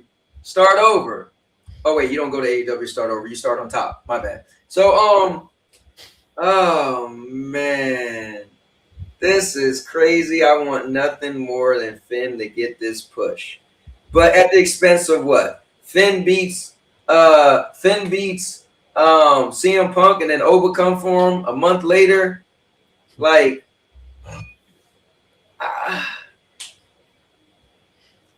I'm going with Sammy. I think Sammy's storyline is more prominent.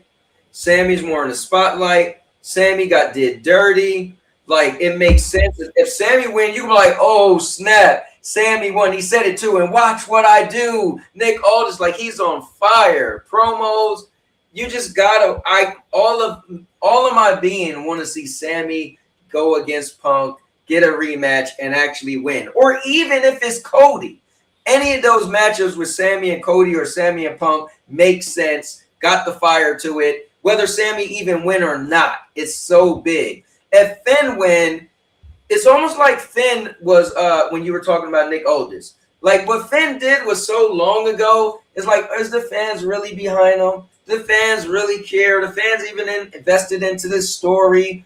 I don't know. But I damn sure know if Sammy win, it's going to be like, just if Sammy wins, just seeing him walk in the backstage, you're going to be like, bro, Sammy going to be amped. I'm coming from my title. See, I told you. If Finn wins, be like, okay, cool, man, that's dope. But do I think he's going to win? So now, if I hope I'm wrong and Finn wins and go on to become WWE champion, that would be like last year when I said next year the person that better win is Sammy, and then next would be LA Knight.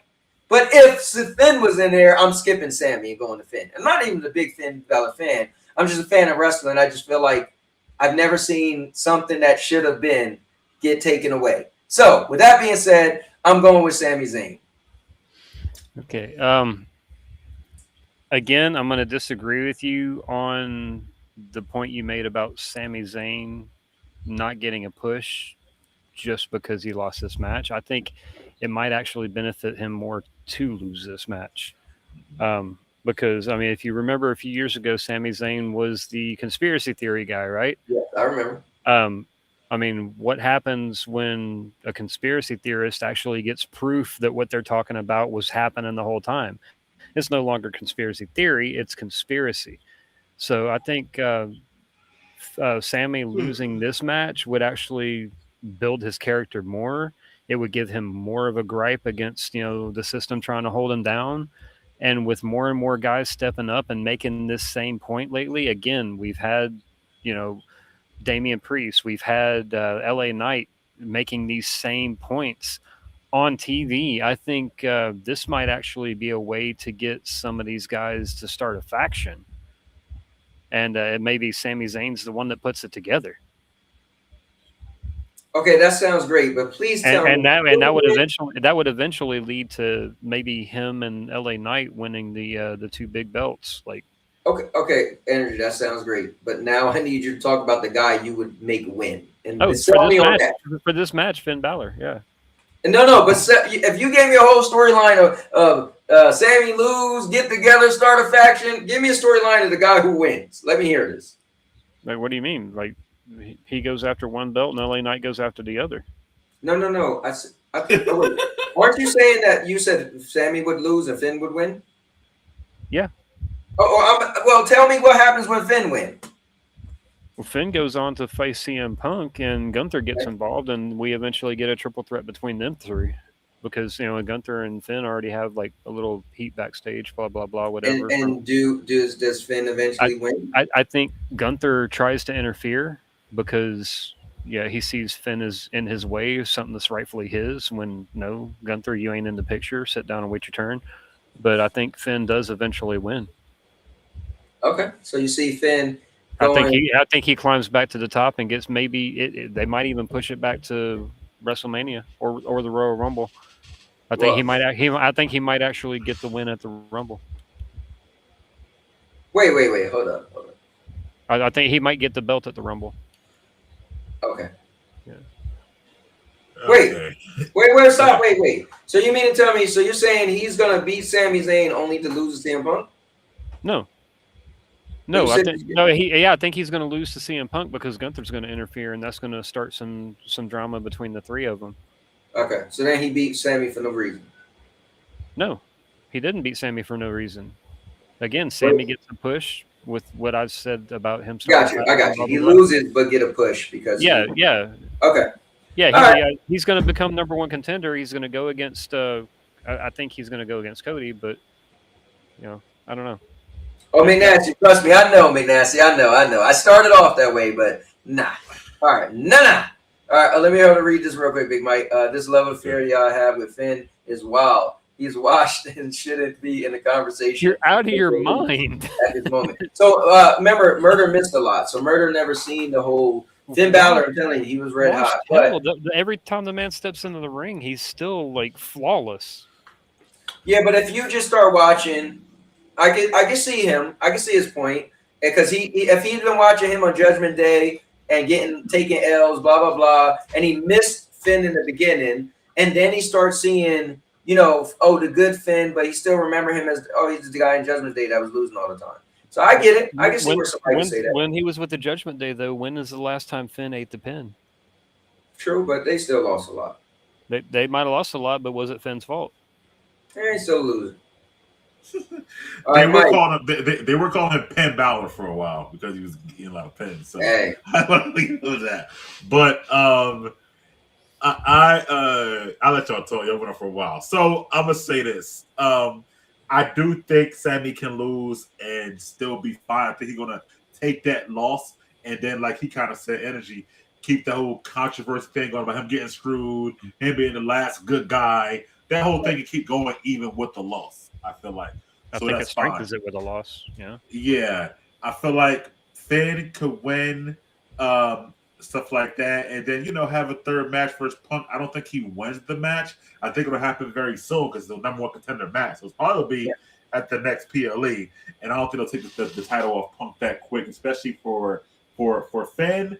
But I still think it'll be a good win, and he'll get a good pseudo main event title match at the next PLE.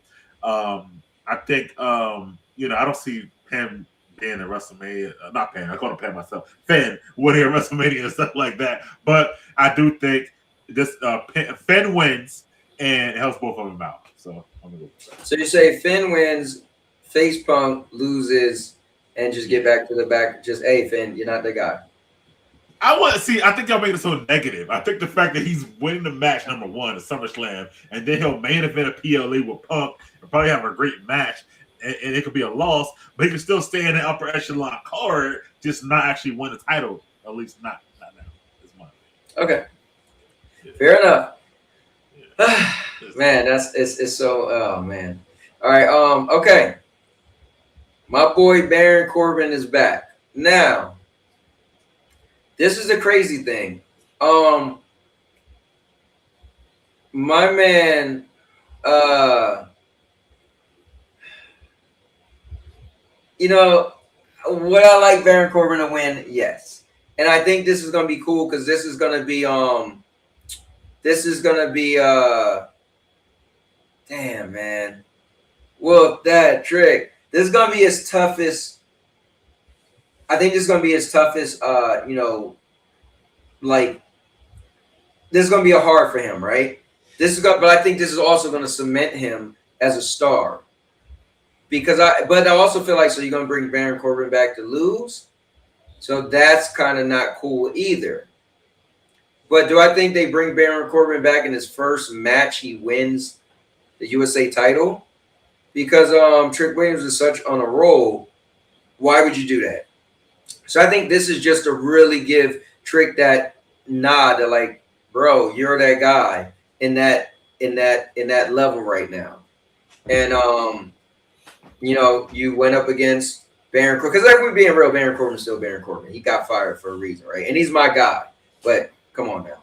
So this is just, you know, he looks good, he's big, fast, and is making it like, oh damn, how's Trick Mary gonna beat him? But I think Trick Williams he will beat him. You know. I don't know. I think the division has too many baby faces in it right now, and that maybe Baron Corbin winning this title would actually help the whole division. You know, because then he could actually have some matches against, you know, Trick Williams and Carmelo Hayes, and maybe even a returning Ilya Dragunov. That would be a freaking crazy match. But yeah, I think the only heel that they've seen in the U.S. title picture recently is Ricky Saints. Everybody else has been kind of bouncing babyface to babyface, and it started with Sami Zayn. You had Ilya win it. You had Melo win it. You had Trick Williams win it. Like there's just too many good guys. They need a bad guy to come and put everybody. Well, Trick started off heel and make people.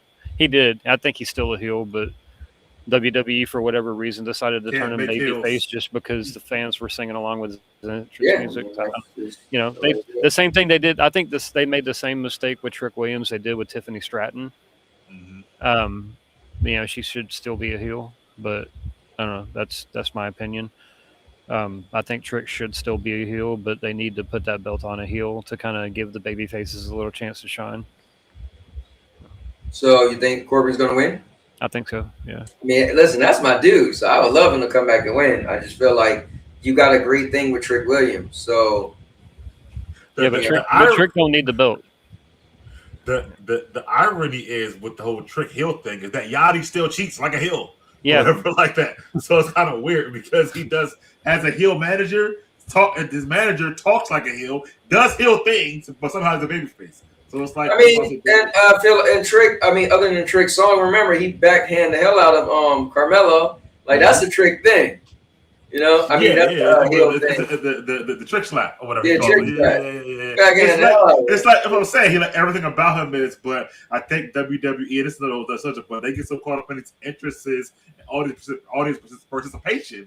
It makes people who are heel be face. But anyway. Yeah, but I almost feel like they're like, dude, you're going to be a heel, but if the fans cheer, then oh well, just keep doing your stuff, but don't lean too hard into heel. But bro, you backslapping people like Lil Lottie coming out with, come on, bro. The company as a whole makes that mistake of misreading the crowd all the time. They've done it since Vincent McMahon ran the company. No, but the thing is not fair though. If I write you and I want you to be something, I feel like you shouldn't always let the audience bully you though. Like there's certain things you want, and the audience, especially with the audience may turn on the storyline just because it's an online thing. You know what I mean? So I feel like, dude, Trick got the size. Trick to me doesn't look like a baby face. So what? People saying whoop that Trick. That's not even a good thing to say. It's perfect for a heel. Well, there's some things I could say. There's some things I could say about the culture. Glorifying that kind of behavior, but then I'd probably get called some things.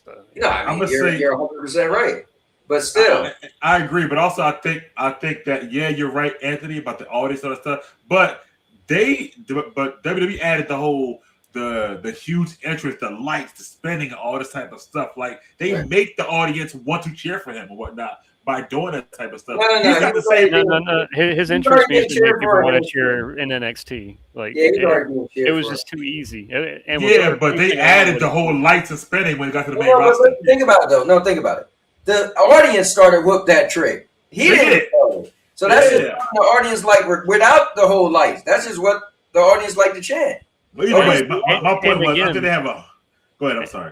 And again, people cheer for heels all the time. Yeah. And WWE makes the mistake of thinking that they should turn them babyface. Babyface, right? There are fans that are just going to cheer for the bad guy, and sometimes it's just. So we're on the same page because that's what I'm saying. Yeah. It's only one true heel I feel like in the whole company, honestly, and that's Gunther, who never gets. Yes.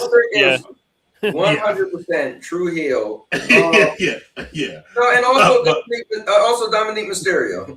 Nope, not even him. They love him too. Even when he won the U.S. title, the fans were chanting, "You deserve it." Oh, okay. You mean somebody who don't get cheered? Right. Yeah. Right. Okay. Yeah. Gunther the only one.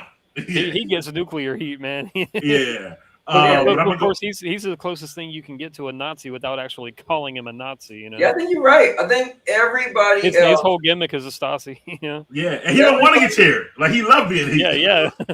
Yeah, everybody. I think you're right. I can't think of somebody else. I'm trying to think even on the lower card. I think everybody somehow do something and people share. But Gunther, nothing. Yeah, but I don't think Corbin comes back and his first actual match is to win a U.S. title. Right. I don't see that. I also feel bad. He kind of stole Carmelo's spot. Second time Carmelo lost a spot. First time it was WrestleMania to Sammy. This time to Corbin. So I'm like, did he not like Carmelo? I feel bad for Carmelo a little bit, whatever in that case. But I'm gonna go with Trick to win. Maybe Carmelo comes out with some shenanigans and whatnot. It's weird. Like it goes in my whole theory to WWE is just have an overbloated roster in general. Right. Again, I don't know where. I think Trick should maybe get like a fatal 4-way with like Carmelo, Ricky Saints, and Corbin, and then he loses that way. But I don't feel like he loses this match to. Listen, honestly, I see one great outcome with Trick Williams, and it's with Carmelo Hayes. They need to be the new DX. Bro, Carmelo Hayes remind me of a young Shawn Michaels. And I can see Trick Williams, not really a Triple H, more of a Booker T, but I can see Trick Williams is like a Triple H type person. Let them if they could team them up now in WWE and let them do what they did in NXT, they'll be like the new DX. Let them have some of these cool catchphrases. Like let them do their thing. Yeah, and don't just put the tag titles on them to make them like they're a tag team and like kind of like the Street Profits. No, make them like Triple H and Shawn Michaels. Like they both have great one-on-ones, but they're a faction, and nobody's above the other. Like they're both kind of like remember when Triple H was like, Shawn Michaels was clearly the leader, and then eventually they was like unilateral, and then eventually later on Triple H became the leader. Get them in that. They both young, hot the gunners. You know what I mean? And like, I feel you on that. So they keep in mind they do have history. They started as a team in NXT, and then Melo won the title, and then before he got called up, Trick beat him for it. So there is like they do know each other. They do work well together. We've seen it. And if they're gonna do that, now would be the time. I mean, like you said, have Melo interfere and try to screw Corbin over because turnabout fair play and all that. Let me get to the chat. Hold up. Let me see. Yo, Murder said Hogan was good Hogan was good back in the day too. LOL. Alan Lynch 22 said you should not have been stubborn and take the videos down. Now you will pay. Said you shouldn't. You should have left it alone. See you in court. I'm not gonna let that mess up my wrestling show. That actually could even be an impersonator. But for the sake of court, I will screenshot this and we'll just deal with it there. But anyways, even with the back on the topic of Trick Williams versus Baron Corbin, even with Trick and Melo teaming up, I'd still say Corbin wins. That might open the door a little bit easier to team Trick and Melo back up. That is true. Is true. Melo comes out to interfere and Corbin shuts it down and wins anyway. That is true. But me and Mike is both saying Trick and you're saying Corbin, correct? Yes. Yep. So, human money is on a pole match. Yes. Dude, I love this. So you know what's funny?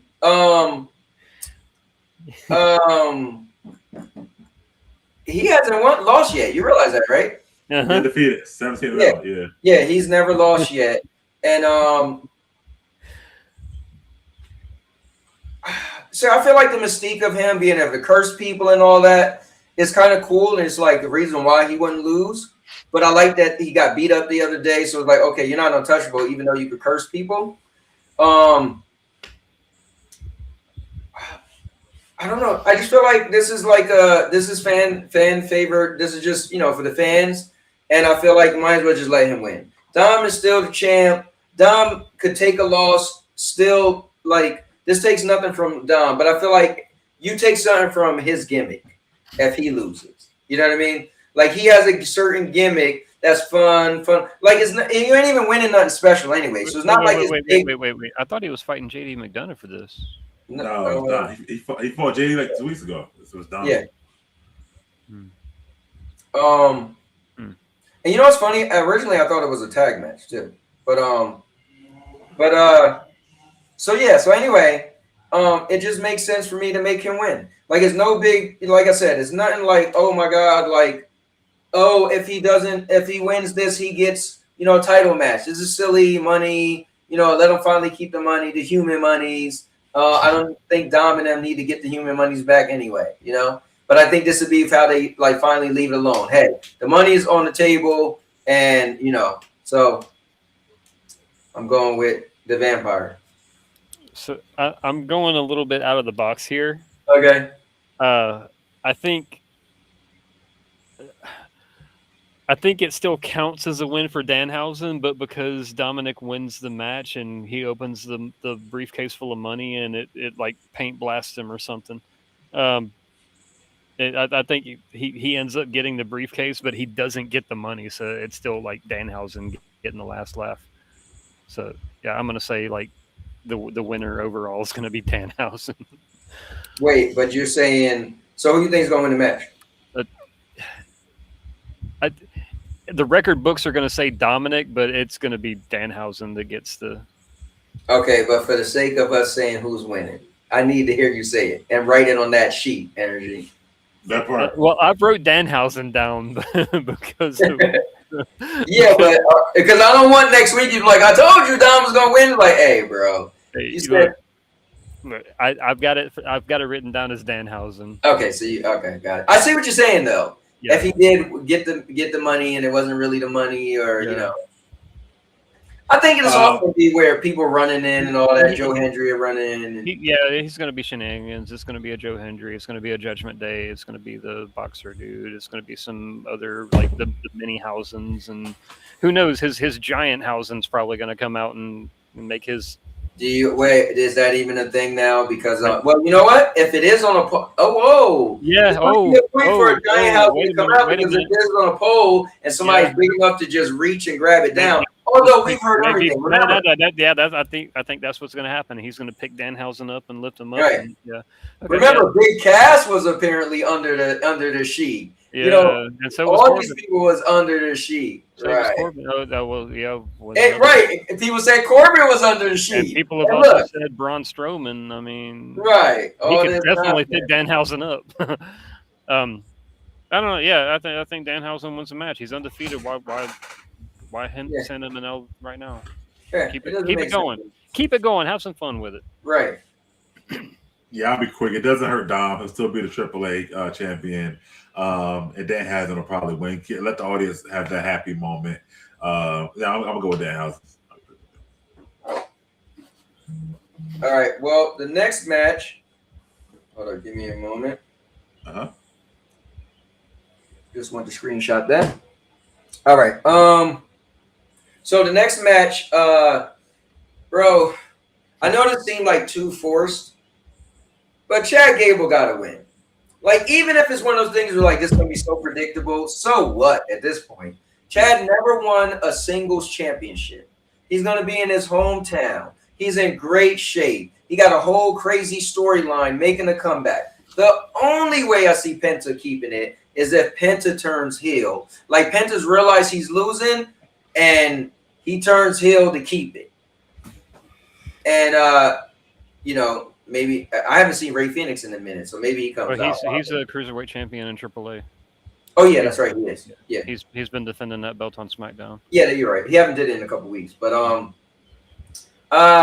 don't know. I think this is Chad Gable's time. But then again, it is super like, it's like really, like, you know what I mean? I feel like you know, being predictable is not always a bad thing.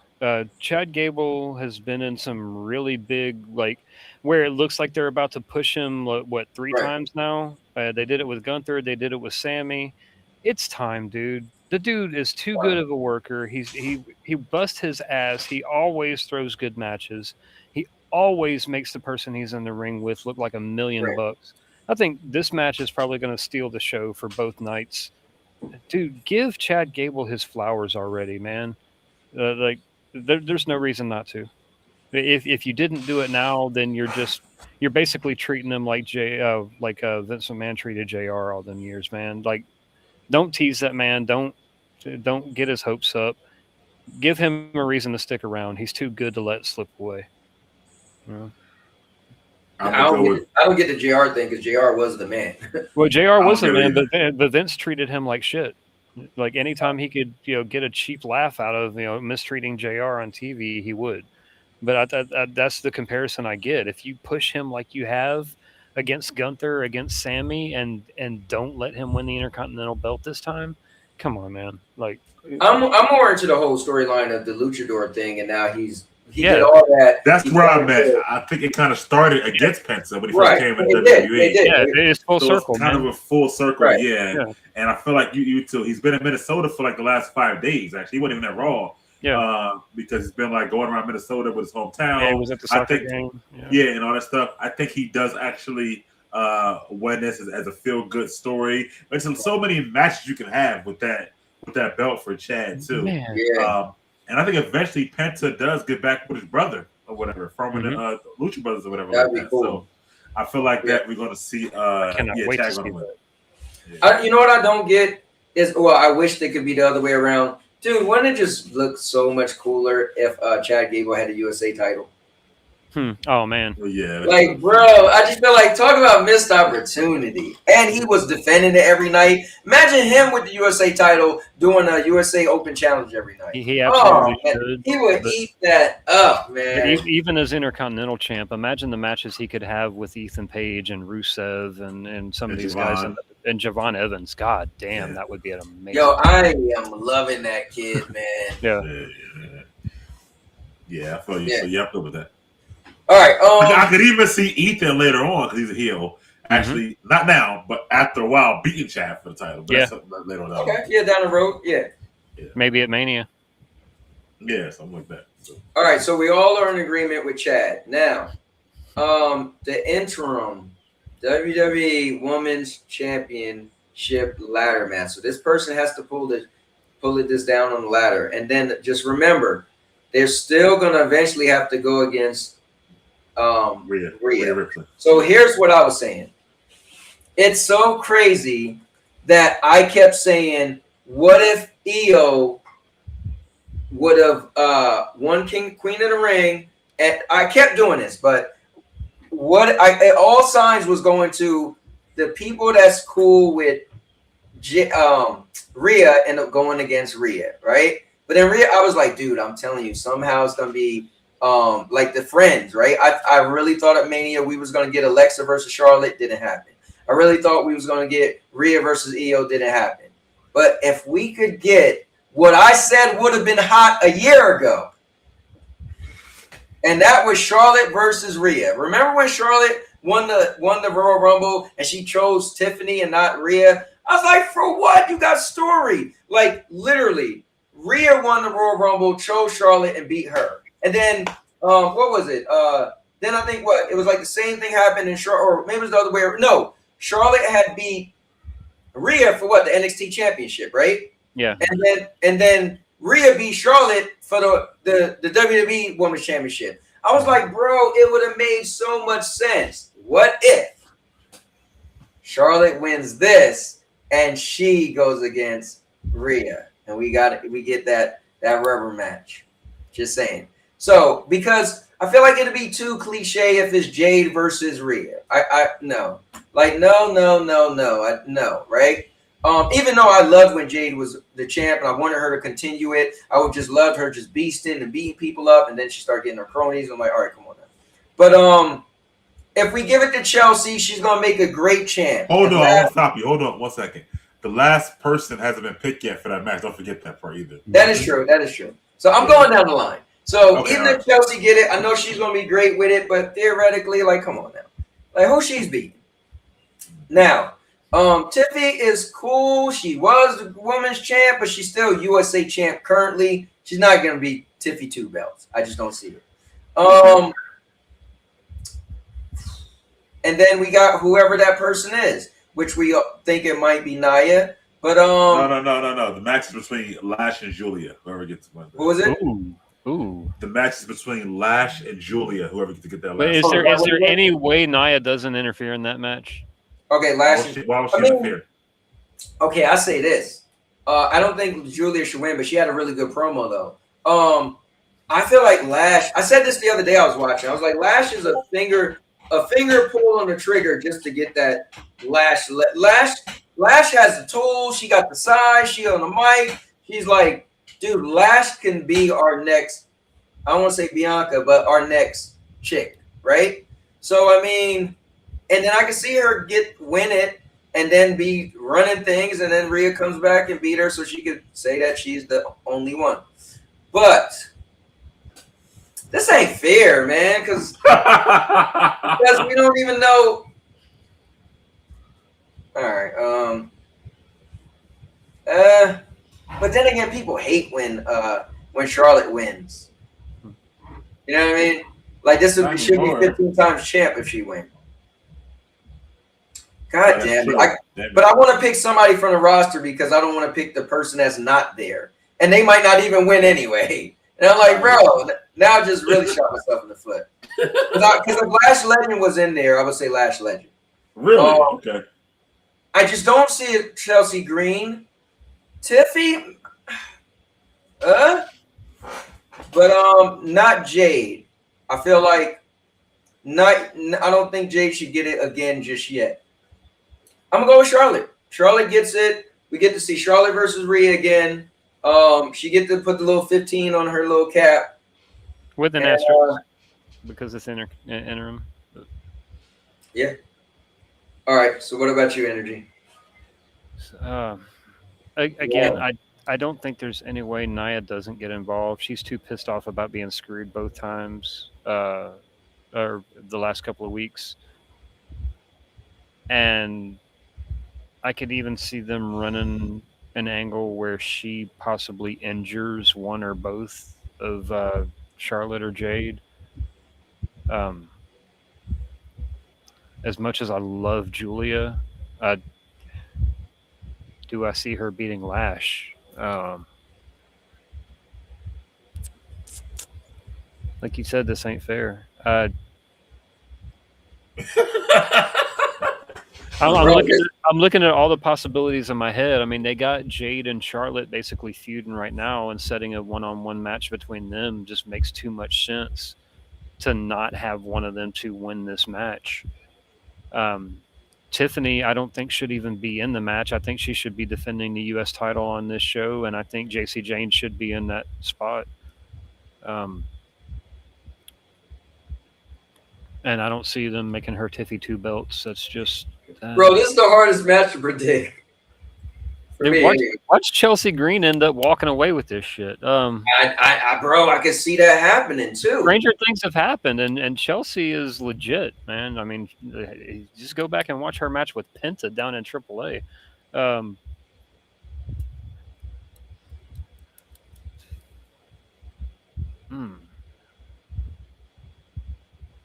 See, any of them could win.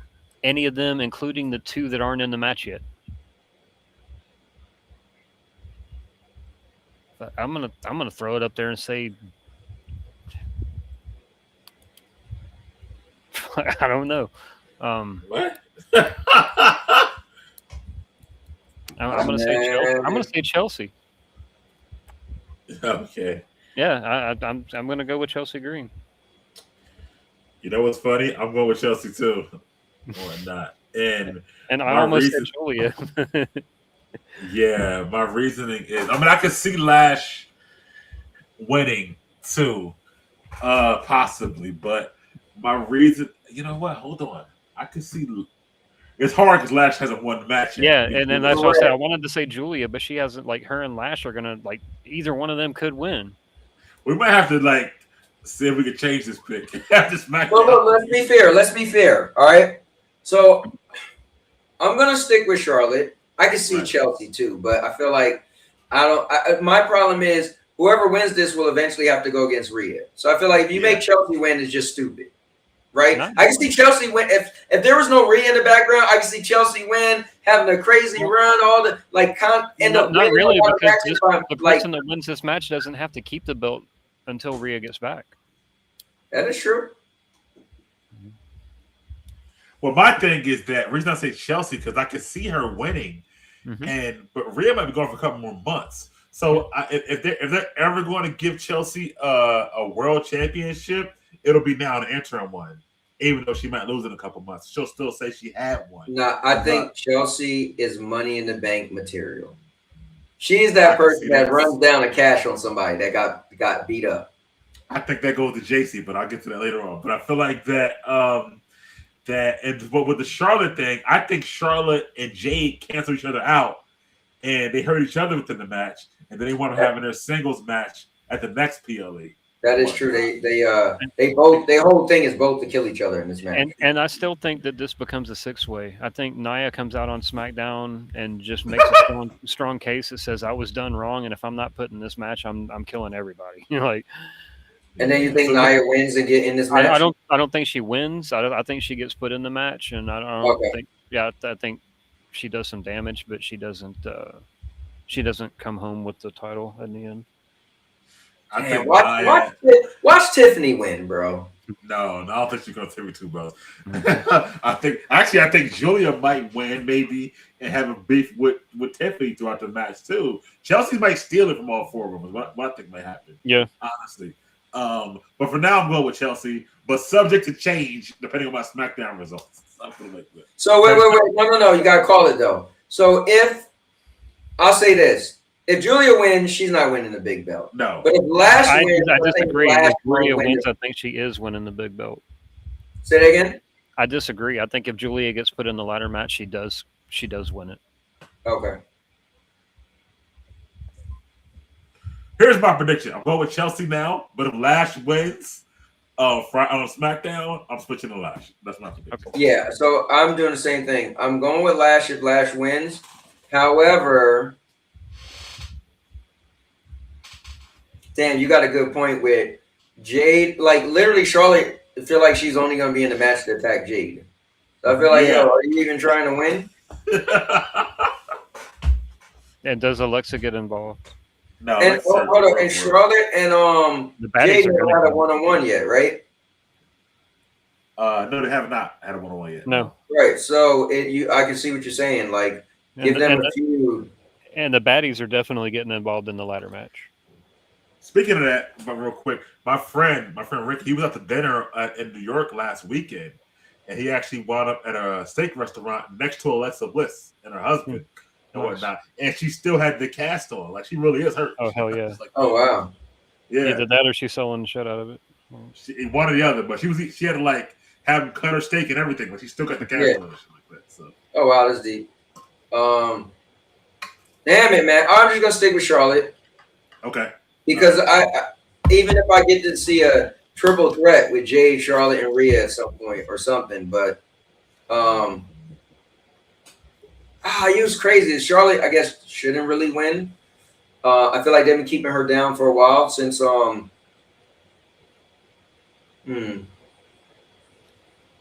it, man. Why is this one so hard?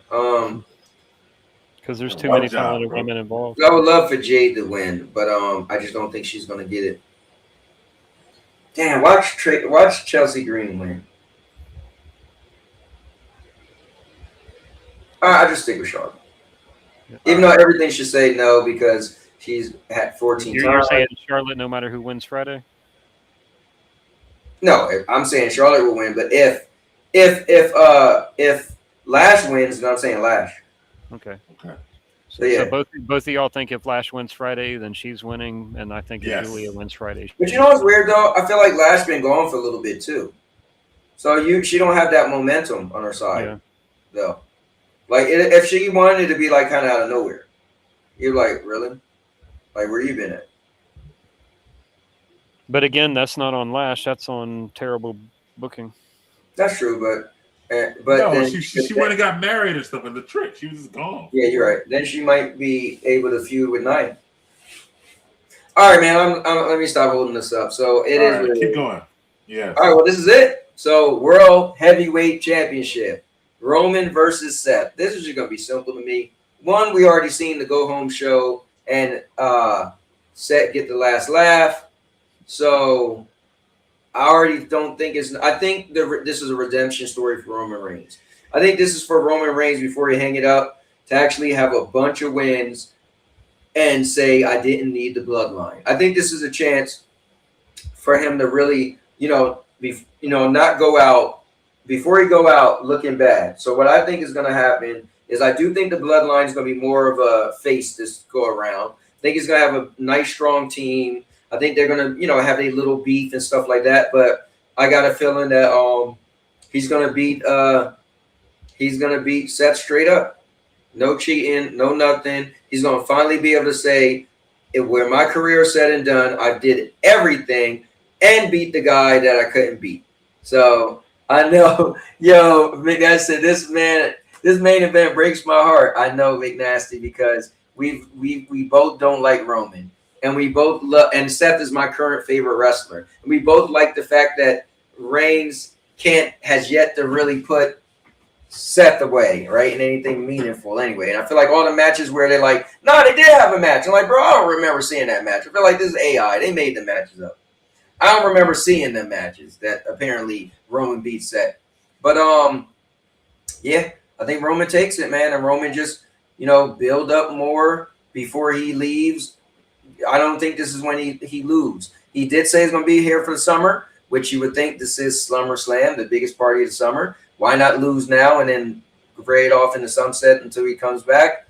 But maybe he threw that out there just to make people think, right? Or maybe that was just saying he was going to be here a lot of the summer, and then he still keep the championship, and then you see him once a month.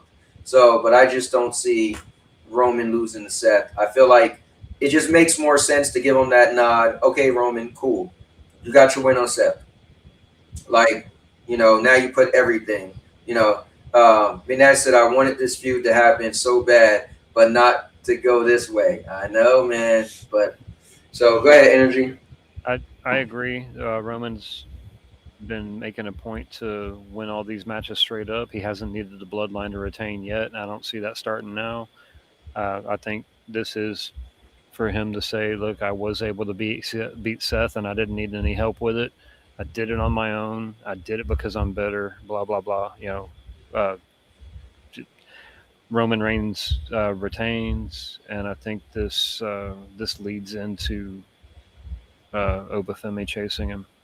I think by the time Oba gets to Roman, he's already done everything. He has nothing left to prove, so he's content with somebody, putting him out. Yeah. I don't. I do feel like Roman going to win. I don't know about this babyface bloodline thing, whatever like that, but I do feel like he's going to win. I feel like there's no only reason Seth might win if Roman really is going to go away like he said for the summer and whatnot. If not, I feel like Roman does win right now. But also, I think they're setting up another bloodline war games. And again, who's the babyface? Who's the heels? If they're playing against LA Knight and all that, whatever like that. So it's so weird with the. Who do you think gets added to that? What? The bloodline? Well, so who's on the bloodline and who's against them for the? The bloodline is going to be Roman Reigns, J&J, the Usos, Jacob, Triple J, and Solo Sikoa. You said that. Okay, there's your five. But if they go against LA Knight and all these other faces, then who's the heels in the match? Mm-hmm. Right? That's my problem with them. But anyway, I'm going to go. I'm still saying Roman. I think the Oba thing they're not going to jump right into. I think they're going to still save that for later on.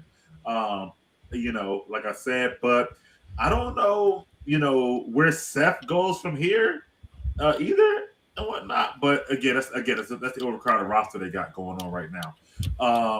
But as far as this match is concerned, like right now, I'm gonna say Roman does win, and he wins clean. Just as they just have a great match. I don't know if they have the greatest match as Roman and CM Punk had at Mania, but that was like really, really good match. But I do feel like they can really have. Hey, an even better match I think was the year before with Roman, CM Punk, and Seth. Bro, yes. Yes. Wow.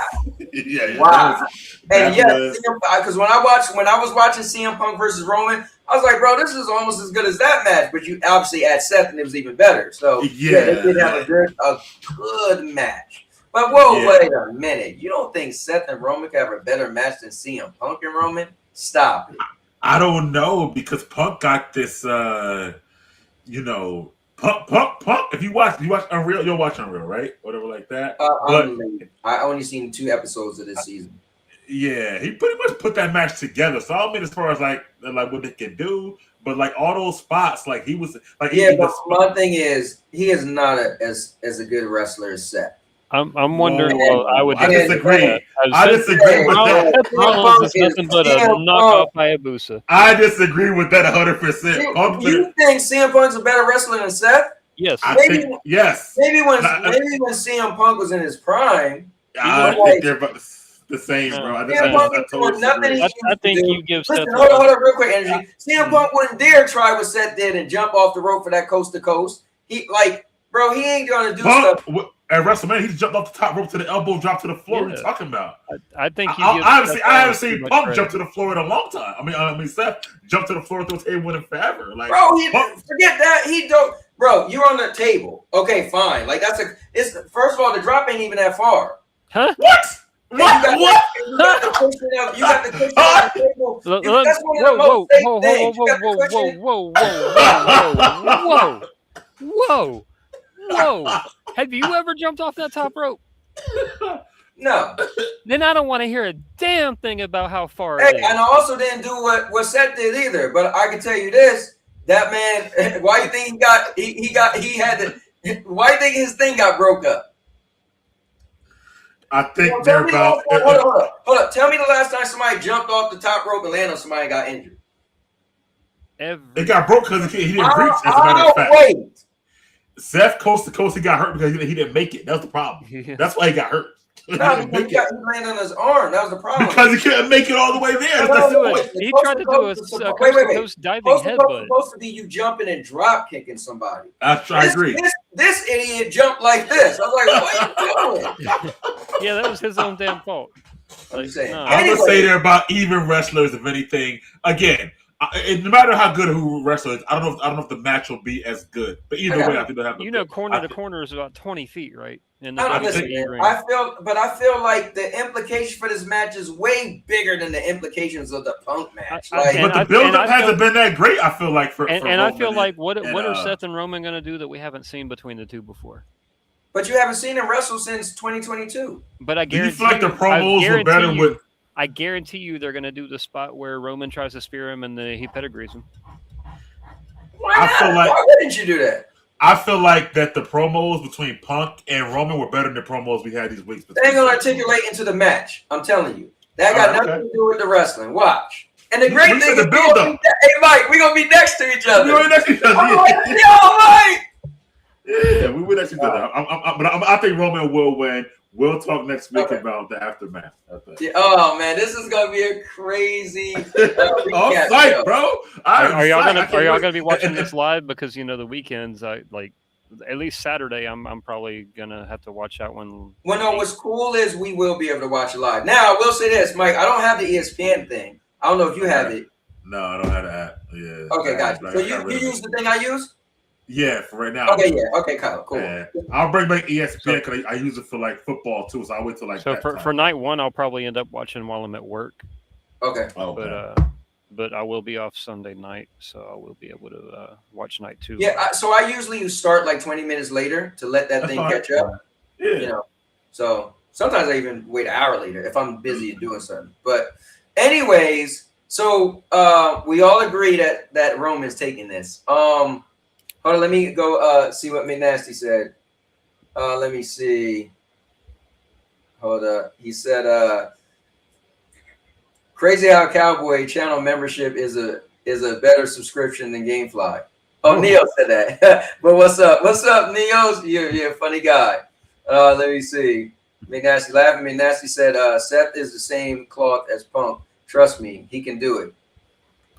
And he can do it better. I'm saying maybe in his prime. and look, McNasty said maybe in his prime, and he's a CM Punk fan. He said distance and drop are different. Agreed. True. And then CM Punk is better than Seth, Neo said. I'll say two things. Number one, I think y'all give Seth Rollins too much credit. I think they do. He's nothing but a wannabe Hayabusa with a stomp. Okay. And I'll reiterate, for those of you who have never jumped off the top rope, whether you're jumping in the ring or to the outside, being up on that top rope is scary as fuck. And the first time you ever jump off, it's terrifying. But I'm sure, but Andrew, you act like we was never little kids. You ain't never jump off nothing higher than that as a kid. I hope you did, because I did. As a kid, we jumped off trees. But there's something a little bit different with having a couple of hundred people watching you. Like once you get up there, you're committed. It doesn't matter whether people watch it, have you did it before. But jump, that's my point. The jump in the ring, yes, I agree. But the height of the jump from the top of the rope to the floor, that's not short as far as short. Yeah, but we're talking the ring itself, like.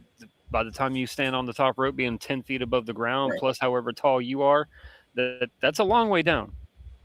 Listen, I'm not giving the dude extra credit just for doing that. All right. No. Okay, that's fine. I'm giving him extra credit for doing it at his age. Yeah, we can give him extra credit because of his age and he doing it. How about that? That's what I just said.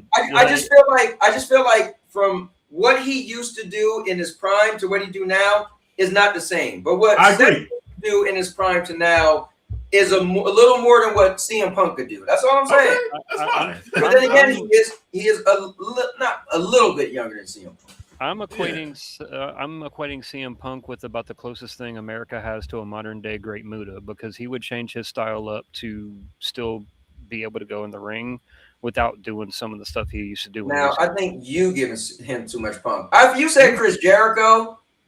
Well, Jericho too. Yeah, you said. I think you get caught up too much on what they can do. When I say wrestling, I mean the psychology of it all. That's what I'm saying. Muta. I think I'm talking about Anthony when he talks about like what they can do. I'm more in like the psychology of the match when I say wrestling. When I say Muta, when his knees started going out, he was still able to throw good matches because of the psychology aspect, and I think Punk has done an amazing job of it. I think Punk and Roman had a great match because they had good spots, but I don't think Punk did. Like even when I watched that match, I was like, you could see Punk was a little lazy. Punk was a little tired. Like Roman did do most of the heavy lifting. Roman did make the match look even better. I feel like when you have a match with Seth's going to be able to do. Seth's going to be running on his own cylinder. And he's not saying that. It's not about the running. It's about the psychology of the match. You're biased. Just because CM Punk looked tired doesn't mean he was actually. He sold the tired. Actually, the premise of the match was he was so tired at the end. That was actually the whole thing of the match. He was supposed to look like that or whatnot. Yeah. Like I think sometimes I don't know about you, but a lot of fans get lost in who can do what kind of flippy to do. And listen, I agree. And CM Punk's own words, I don't do flippy dippy shit. I agree. That's why people brag that AEW wrestling is great. I'm like, bro, I've seen great matches. I don't need to see another great match. I need to see good storytelling. I just feel like in the ring though, like what they're going to be able to do together, especially because they know each other. Like, we'll see. We'll see. I feel like Roman and Seth is going to give us a show. With that chemistry. Did you really just say you want to see great storytelling, but then get so wrapped up in the storytelling you couldn't tell that it was storytelling? What? Like he said the CM Punk looked tired. He couldn't tell. Like anyway. Oh, yeah, that was storytelling. Yeah. Oh, you trying to say CM Punk wasn't tired? He was tired for sure, but I don't think he was as tired as he looked. Yeah, I think that was part of the story. Every wrestler 45 seconds into a match is tired. I mean, being in that ring will blow you up quick. But I don't think that he was nearly as tired. But I get your point about the history and they got the chemistry. Seth Think about so if you say it's not like nobody's right in the match. You're like, oh, but CM Punk put it together. Okay, great. Maybe CM Punk might help them put it together. Who knows? That's true. It's for them to be able to be like, bro, Seth, listen, the moveset does his moveset and Roman's moveset. Like, just think when Randy countered the stomp and threw him. Yeah. That was probably the best counter we've ever seen, right? Or maybe DDP counter or something. So I just feel like they're gonna have some crazy spots. I mean, Roman's got like 3 moves. Yeah, let's be clear. But I feel the only thing I can see them doing is the same exact spot, but instead of hitting them with an RKO, hitting them with a spear. But think about it. You said Roman has like 3 moves, but he had a great match with CM Punk. That's true. And again, because CM Punk put the match together. What does that mean? Somebody else is putting this match together. Well, you think CM Punk has put the better matches than anybody? No, I never said that. No, I'm talking to energy. I'm talking to energy. That's because it's like and somebody's putting the match together. Energy. I don't see how you're not understanding. Like you're not. No, I understand. You're saying because CM Punk was in the match and he put the match together, he picked good spots to happen. That's cool. But wrestlers have a move set, and you make a match based off of what they could do. I think them also have, and also it depends on wrestlers' chemistry as well. So I feel like Seth and Roman.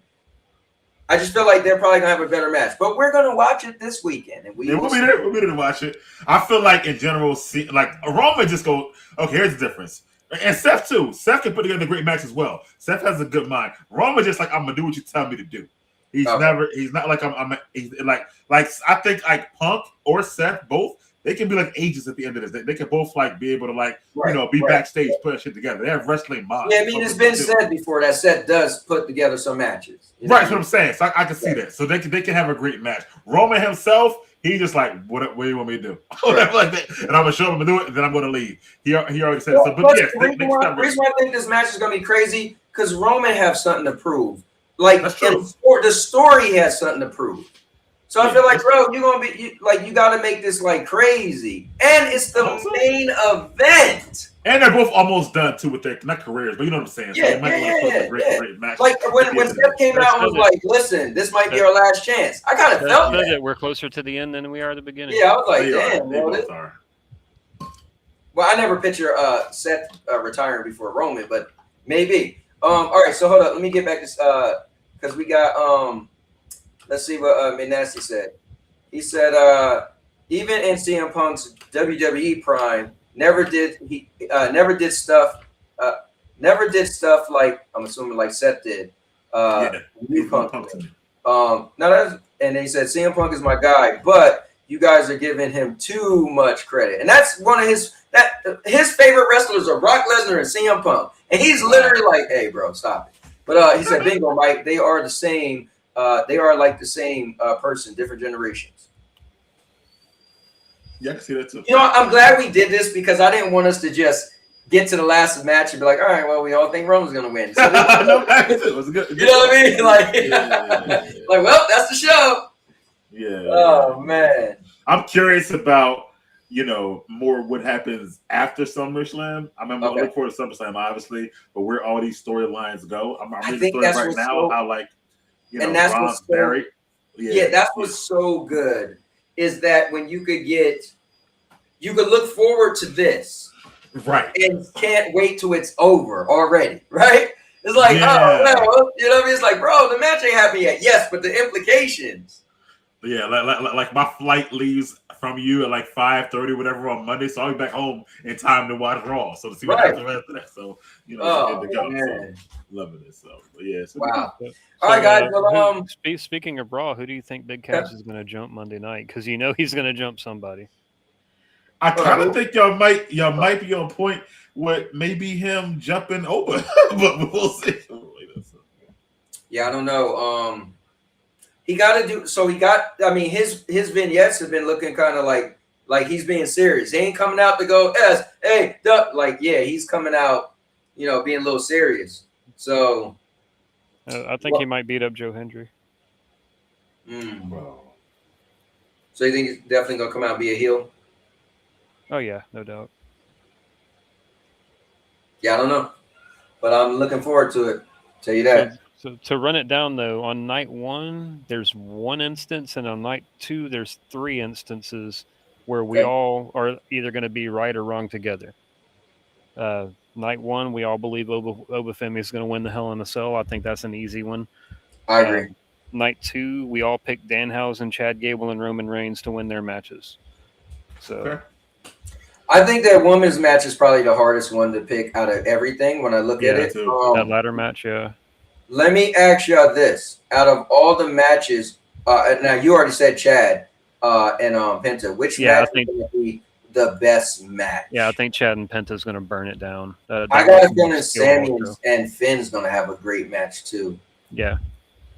Yeah, Sammy and that could be a great match, and also Chad and I agree. And Penta, they're gonna be rocking.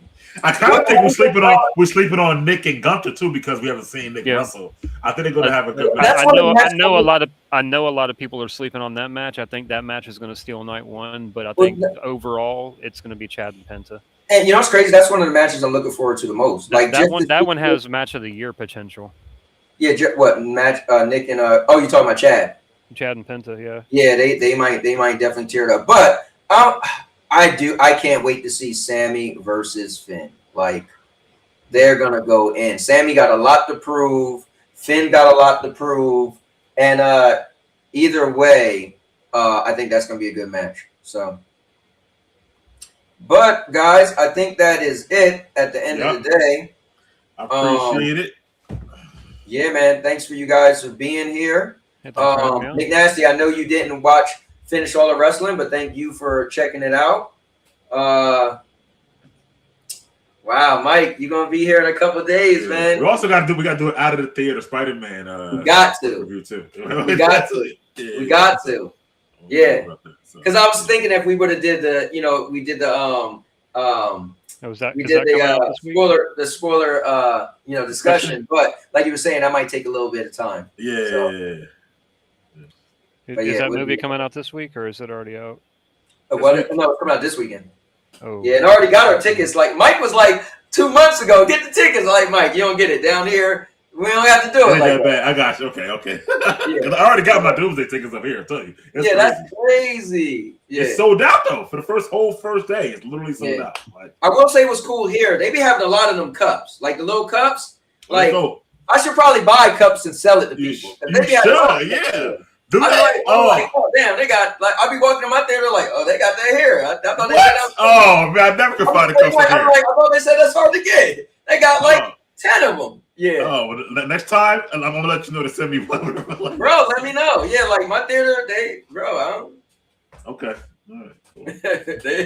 they it's Florida, I guess. I don't know. They at the beach. I don't know where they at, but they don't be in the theater like that. That's fine. Let me see. Hold up. Manassi said it could be great match, or they make Gunther beat him up for the. Nah, I don't think Gunther's gonna be. I don't know. Let me see. I'll catch up tomorrow and send you my votes. All right, McNasty, you got to. Let me see. Good talk, guys. Been here listening, playing Halo. Nice. Have you played it with any people in co-op, or you been playing it single player? But man, that is it, guys. Want to thank my guy Energy Crisis, my brother, and my brother Big Mike. This is crazy. I'm both gonna see. I'm gonna see, but mind you, we all live far away. But I'm gonna be able to get to say I seen both of y'all within like a month apart in person. That's awesome. That's awesome, bro. It's really cool. Really cool. Yeah. So hopefully my first trip of many. So I'm excited. Yeah, definitely. Yeah. And this is crazy. I came to Florida and seen Energy once. Then Energy came to see me. Then I went back to see him. So that's crazy. And mind you, we're 8 hours away. So that's crazy. It's not too undoable, you know. Yeah, it's definitely not. And now when I start thinking of flights, because ever since my buddy who moved to he lives near Miami. He was like, oh, I'm going to come see you. And I'm like, yeah, it's a 5.5 hour drive. He's like, I ain't driving, catch a plane. I was like, bro, you don't want to drive 5 hours? He was like, no, the plane is going to be 1 hour and it's like $100. I was like, damn. So Sandy was like, maybe we could just catch a plane to Mississippi then. And I'm like, that might be the thing to do. You know, the airport is right down the road. The airport's literally right behind both the restaurants we've eaten at when you've come. Really? That's yeah. crazy. The Walmart that we went to with Alice. Yeah. The airport is right behind it. Right. Because then I can see you more often. It wouldn't have to be so long. You know. Hey, right. I got to definitely look. If flights are only $100, it actually might. Well, he was saying from Miami. From Miami to Jacksonville, but yeah, still, Jacksonville, yeah. Like, but if that's the case, then that might even be cheaper than driving. No, it will be. Think about it. So at least for my car, it's almost $70 to fill my tank up. Yeah. So and going to you and coming home, I had to fill up like 2.5 times. So yeah, we filled up like what twice? We filled up in around Pensacola, and then we filled up again right around the. No. Yeah, see, when I went to you, we filled up in Alabama, and then we filled up again on the other side of Panama City. Yeah, so when I went to you, I already had almost, I was probably like a quarter of a tank away from being full. So I was like, we just going to run it. So then we filled up in we filled up somewhere, and then we had to fill up. No, I think then we made it to you. Yeah, I filled up, and I made it to you, and then I had to fill up again on the way home. Well, from riding around, and then on the way home, and then I was like 20 minutes from my house, but I was like, I don't know if I should take the chance because I was unable. Yeah, so I was like, let me just. See, we left early in the morning, and it turns out by the time the sun was coming up, we actually stopped at the Buc-ee's in Alabama. And I still want to go to Buc-ee's. So I've never been to Buc-ee's. Oh yeah, you need to. Yeah, you Bro, need to go. What's cool is we've been thinking of where we're going to take you, and I said, listen. One of the places I got to take Mike to is Buc-ee's because we can eat lunch there one day. Yeah. Oh, you got Buc-ee's down there? Where you at? Oh, dude. Bro, Buc-ee's is about 35 minutes from me. Oh, we gotta go to Buc-ee's, yo. Yeah, we go on Saturday. But there's one Buc-ee's in Alabama. We stopped there, and the time we spent there getting food and gas and everything, by the time we got on the road, the sun was high enough it wasn't in our face. Right. So it was like perfect timing. We got there, we filled up, we got on the road, and we didn't have to worry about the sun in our eyes. Yeah, Mike, when my daughters and them came, I was like, yo, I gotta take you to Buc-ee's. Like Buc-ee's is like you come down here, I was like, you gotta go to Buc-ee's. You know what I mean? And then get this, Anthony. When we were right around Panama City, we stopped for gas again. We stopped at a gas station that was like under construction, but you know, we just filled up, went in, used the bathroom, whatever, got back on the road. On the way back, after we had already been down to Tampa and Orlando and all that, and after we had come back and up to your house, we got back on the road, and like 2 or 3 o'clock in the morning, I was like, man, we got to stop and get gas. So I went ahead and pulled off. We stopped at a gas station. It was that same damn gas station under construction. That's crazy. Like, I didn't even realize it until we were pulling in a lot. And I was like, I'm walking up to the front door like, wait. So that's what happened when we went to see you the first time. We ended up getting gas at this one gas station last year. We got gas at one gas station. On the way home, it was the same gas station. That same thing happened. And without even trying, like I didn't realize it until I was walking up to the door. That was crazy. That's crazy. Well, look, guys, I'm gonna be out of here. All right, I know people are showing up for like the regular podcast, but this week I had to do this. And next week also we won't be this. We're gonna do the recap, so we will be back. Recap for that, huh? Yeah. See who was right and all that, and then tomorrow is We Wrestle Wednesdays, and also, guys, it's a new game coming out. Usually, I've like either played a game, seen a lot of like, oh, look who it is. You ready for tomorrow? You ready for tomorrow? Are you? Oh, she said, "Are you?" I was about to say maybe I'm not. So this is the first time in a long time I'm getting a game where I didn't get the game flyer, rent it first, and I don't know much about it besides videos. So doing my research, but I'm gonna get it. Energy's gonna get it. Big Nasty might play it on my account. My buddy Josh is gonna get it. Niels is gonna get it. So we got a bunch of people getting it. If I like it a lot, then I'm gonna make a new series of Tuesday night after the podcast where I just pretty much, you know, like I did with Mortal Kombat, I did with Monster Hunter Wilds, I did with a bunch of games I've like made like a little thing out of it. Sonic did with Sonic for a short period of time. So if I like it, this will be a thing where I try to get a community thing, get people together and play it, and maybe people meet up together and blah blah blah. So I'll be on because Tuesday is my Friday at work, so that's my that'd be dope. Yeah. So, but with that being said, guys, Murder said good talk. I already read that. So Murder, just so you know, I hope you're listening because tomorrow I'm a beat yo So, and Huntress said that she's only going to be really evil if she gets a tag team match tomorrow. fair enough. I love it. I've been saying lately, I think the tag team match might because some of my favorite matches because it's so chaotic. But all right, guys. With that being said, we're gonna get out of here. Thank you guys for watching. See you in the next one. And with that being said, and now your mama knows. And now your mama knows. Oh, This video is going to be epic. Thanks for watching, everybody.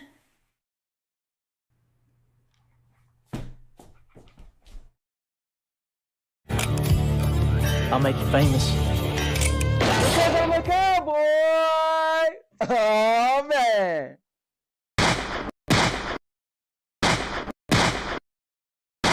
And now your mama knows. Bruce, unleash the baby god dragon!